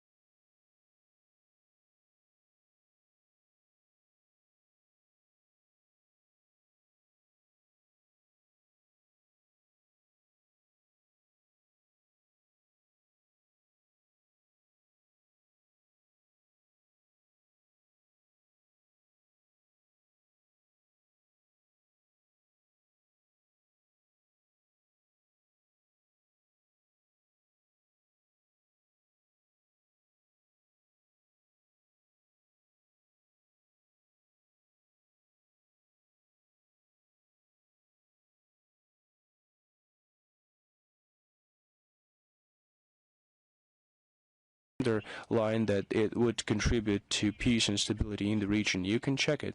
It happened about a year ago. On the international arena, we act in coordination in the spirit of strategic partnership. We promote the global role of the UN. We promote the establishment of the new just world order. The special spirit of our interstate relations promotes that our assessments of the global situation are similar or coincide. It has not been dictated by the situation in the world now. We have built steady relations, and they have become steady, enduring against the backdrop of the changes that we have not seen for hundreds of years. We promote territorial integrity, security, stability, ensuring an indivisible architecture of indivisible architecture of European security, and we are against any threats that can be posed against our countries. Author E. Yes, hello. After E speaking, on March 28th, 29th, Russia has suppressed the attempts to organize riots with regard to the restrictions and blockings of the internet, and the official position, how the official position of the foreign ministry with regard to the criticism towards Russia with regard to the freedom of the internet. And who is criticizing? Those who do not recognize hundreds of killed children in the Iranian schools. They're criticizing us after depriving our journalists of their accreditation, after blocking our publications and videos on international platforms. Well, they are worried about the freedom of speech, but they need to work and improve themselves. They have what to tell us. They have a lot of their own problems. They have only problems in their arsenal, in particular in their information space. Their journalists are dying, and they support those who kill journalists. Even their NGOs that are responsible for monitoring the freedom of speech and who are responsible for helping journalists, even these NGOs have been distorting information instead of supporting freedom of speech. These organizations have been selecting journalists that should be supported, and those journalists that should be ignored. I don't even want to speak about this. We'll figure it out on our own without their assistance. Because when they offer us help, well, it means that we will be in trouble. We'll just figure it out on our own. We don't need their help. Well, they are worried about our free internet. They have no other worries on their agenda. Like promises of democracy. Well, recently, the President of Russia has adopted a decree of August 19th, 2024, on providing humanitarian support to individuals who share traditional Russian spiritual and moral values. Changes were made to this decree. In particular, visas will be granted to those individuals who share traditional Russian spiritual and moral values. What's your position on that? Why these changes were made to the document? In line with paragraph 4 of the presidential decree, the private visa for up to 3 months could be issued to a foreign national or a stateless person from a country that is included in a list of foreign countries and territories pursuing a policy that imposes destructive neoliberal ideological beliefs that go against traditional Russian spiritual and moral values that were approved by the governmental decree of September 17, 2024. And this visa can be issued in any Russian diplomatic mission or consular mission, including in a state that is not added to this list. At the same time, to get this visa, in the Russian foreign mission in a country that is not a state of which the citizen is a national and that is not added to the list of countries. The issue is not, the visa is not issued in this case, and by simplifying the visa processing procedure for citizens who share the traditional Russian moral and spiritual values, it's not just a migratory measure, it's a strategic step that will ensure the future of our country. We are not just receiving new citizens, but we are receiving conscious allies and people who made their choice and they are ready to make their own contribution, to apply their talents and show love for our country. They are not just come here for easy money, or just they don't come here to have an opportunity, but they come here for an opportunity to live in harmony with their consciousness and to raise their children in traditional values and be part of a strong and sovereign country. They won't be ground by electoral cycles.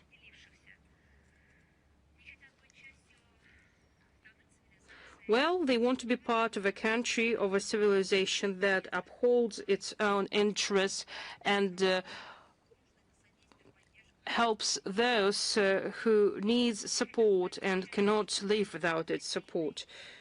They want to be strong. They want to be part of a strong and sovereign country. There are many sovereign countries. Well, there are fewer sovereign countries, but yet still they exist. And as the practice shows, there is more and more people like that, and this program has a large and prominent future. Thank you. You've just made a very important step. European newsletter, please. Valery Lebedev. Hello. Well, it's quite a difficult agenda, but since it's April 1st, we try to stay positive. So my question is, well, any question? Yes, you're welcome to ask. Well, I have an idea for you. From the one point of view, we support all our compatriots and citizens who were born in the USSR. From the other part, we are dealing with the total ignorance and professional degradation of many Western officials whose work has an influence on the international life. Well, probably we need to allocate seats in our leading universities like Moscow State University, MGIMO, Diplomatic Academy, and others, and invite our compatriot Kaya Kallas, for example, and other EU officials to improve their knowledge and qualifications. You know, it's up to citizens of countries that Kaya Kallas is responsible for. I don't think it's a funny topic. I understand that you will trying to ask this question, well, probably as a joke, but this topic is very difficult.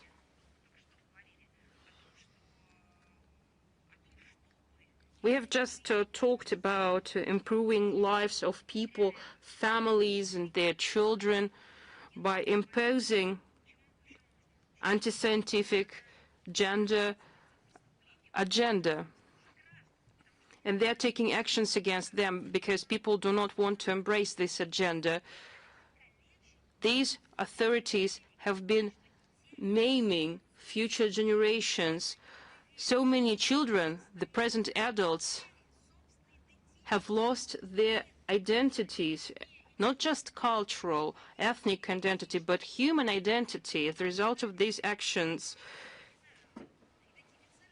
When they were offered to identify themselves not as anybody, but as anything, they could identify themselves not just as animals, but as objects, for example. People are disoriented, and they could be, and as a result, they are pliable and can adopt any point of view and will work for anything. We need to find those who really want to take lessons and who respects science and culture of a country that offers such educational services. And as for those people that you named in your question, well, they should be put in prison. And another thing that I would like to add, well, we have been talking about it for the third time because, well, that's not funny. That's actually sad. I would like to recall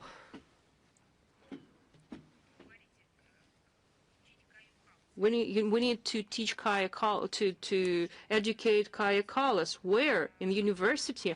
I'm sorry, but her mistakes and mistakes made by her fellows, these lessons are not given in university, but yet in school. For example, geometry, 6 years of studies, when in February 2023, the Munich Security Council and Foreign Minister of Germany, Annalena Baerbock, called Russia to make a 360-degree turn to change its approach. I apologize, but any school student knows that a 360-degree turn will put you in the same place where you started to make this turn. Well, I think they tried to explain Baerbock where she was wrong. Well, Baerbock doesn't know geometry, and we'll need to give an F here. Geography, 7-year studies. In the 2022, Foreign Minister of Great Britain, Liz Truss, stated to BBC that London supports the Baltic allies through the Black Sea. Well, that's how she knows geography, because Baltic and Black Seas are thousands of kilometers apart. In what universities should we place those two? Again, they should have learned that at school. And again, we give an F for their knowledge. And Liz Truss, when she had negotiations with Sergei Lavrov, when she was asked the question whether she recognizes the Russian sovereignty over Rostov and Voronezh regions, she stated with confidence that she will never recognize Russian sovereignty over these territories. And at that time, the Russian ambassador started to whisper her something by briefly explaining where these regions are, and that Rostov and Voronezh have been part of Russia since the 14th century. Again, that's a bad mark for Liz Truss. She knows nothing about history. Again, talking about Kallas, she claimed that it was new to her that USSR and China has defeated fascism. No one believed what they heard, but it's true. She truly said that. She said that in the 80th anniversary of victory over Nazism and fascism and the end of the World War II and of the Great Patriotic War and of the war in Europe. And she said that in this anniversary year that she was surprised in the contribution that the USSR and China had made to the defeat of Nazism. Our country has lost 27 million people in this war. We have hoisted a victory flag in Reichstag, over Reichstag in Berlin. And she believes that the USSR didn't defeat fascism in the Western and Eastern fronts. Again, it should be studied at school. She also stated that over the past 100 years, Russia has attacked 19 countries, and no country of these 19 countries has ever attacked Russia over the past 100 years. Does this list include World War I, World War II, intervention of 1918? Again, this is the basic school program. And by the way, the Estonian court has already made her refute some of her statements, but I think that she is no longer under the jurisdiction of the Estonian court, or Estonian court doesn't care anymore. And what about Biden, for example?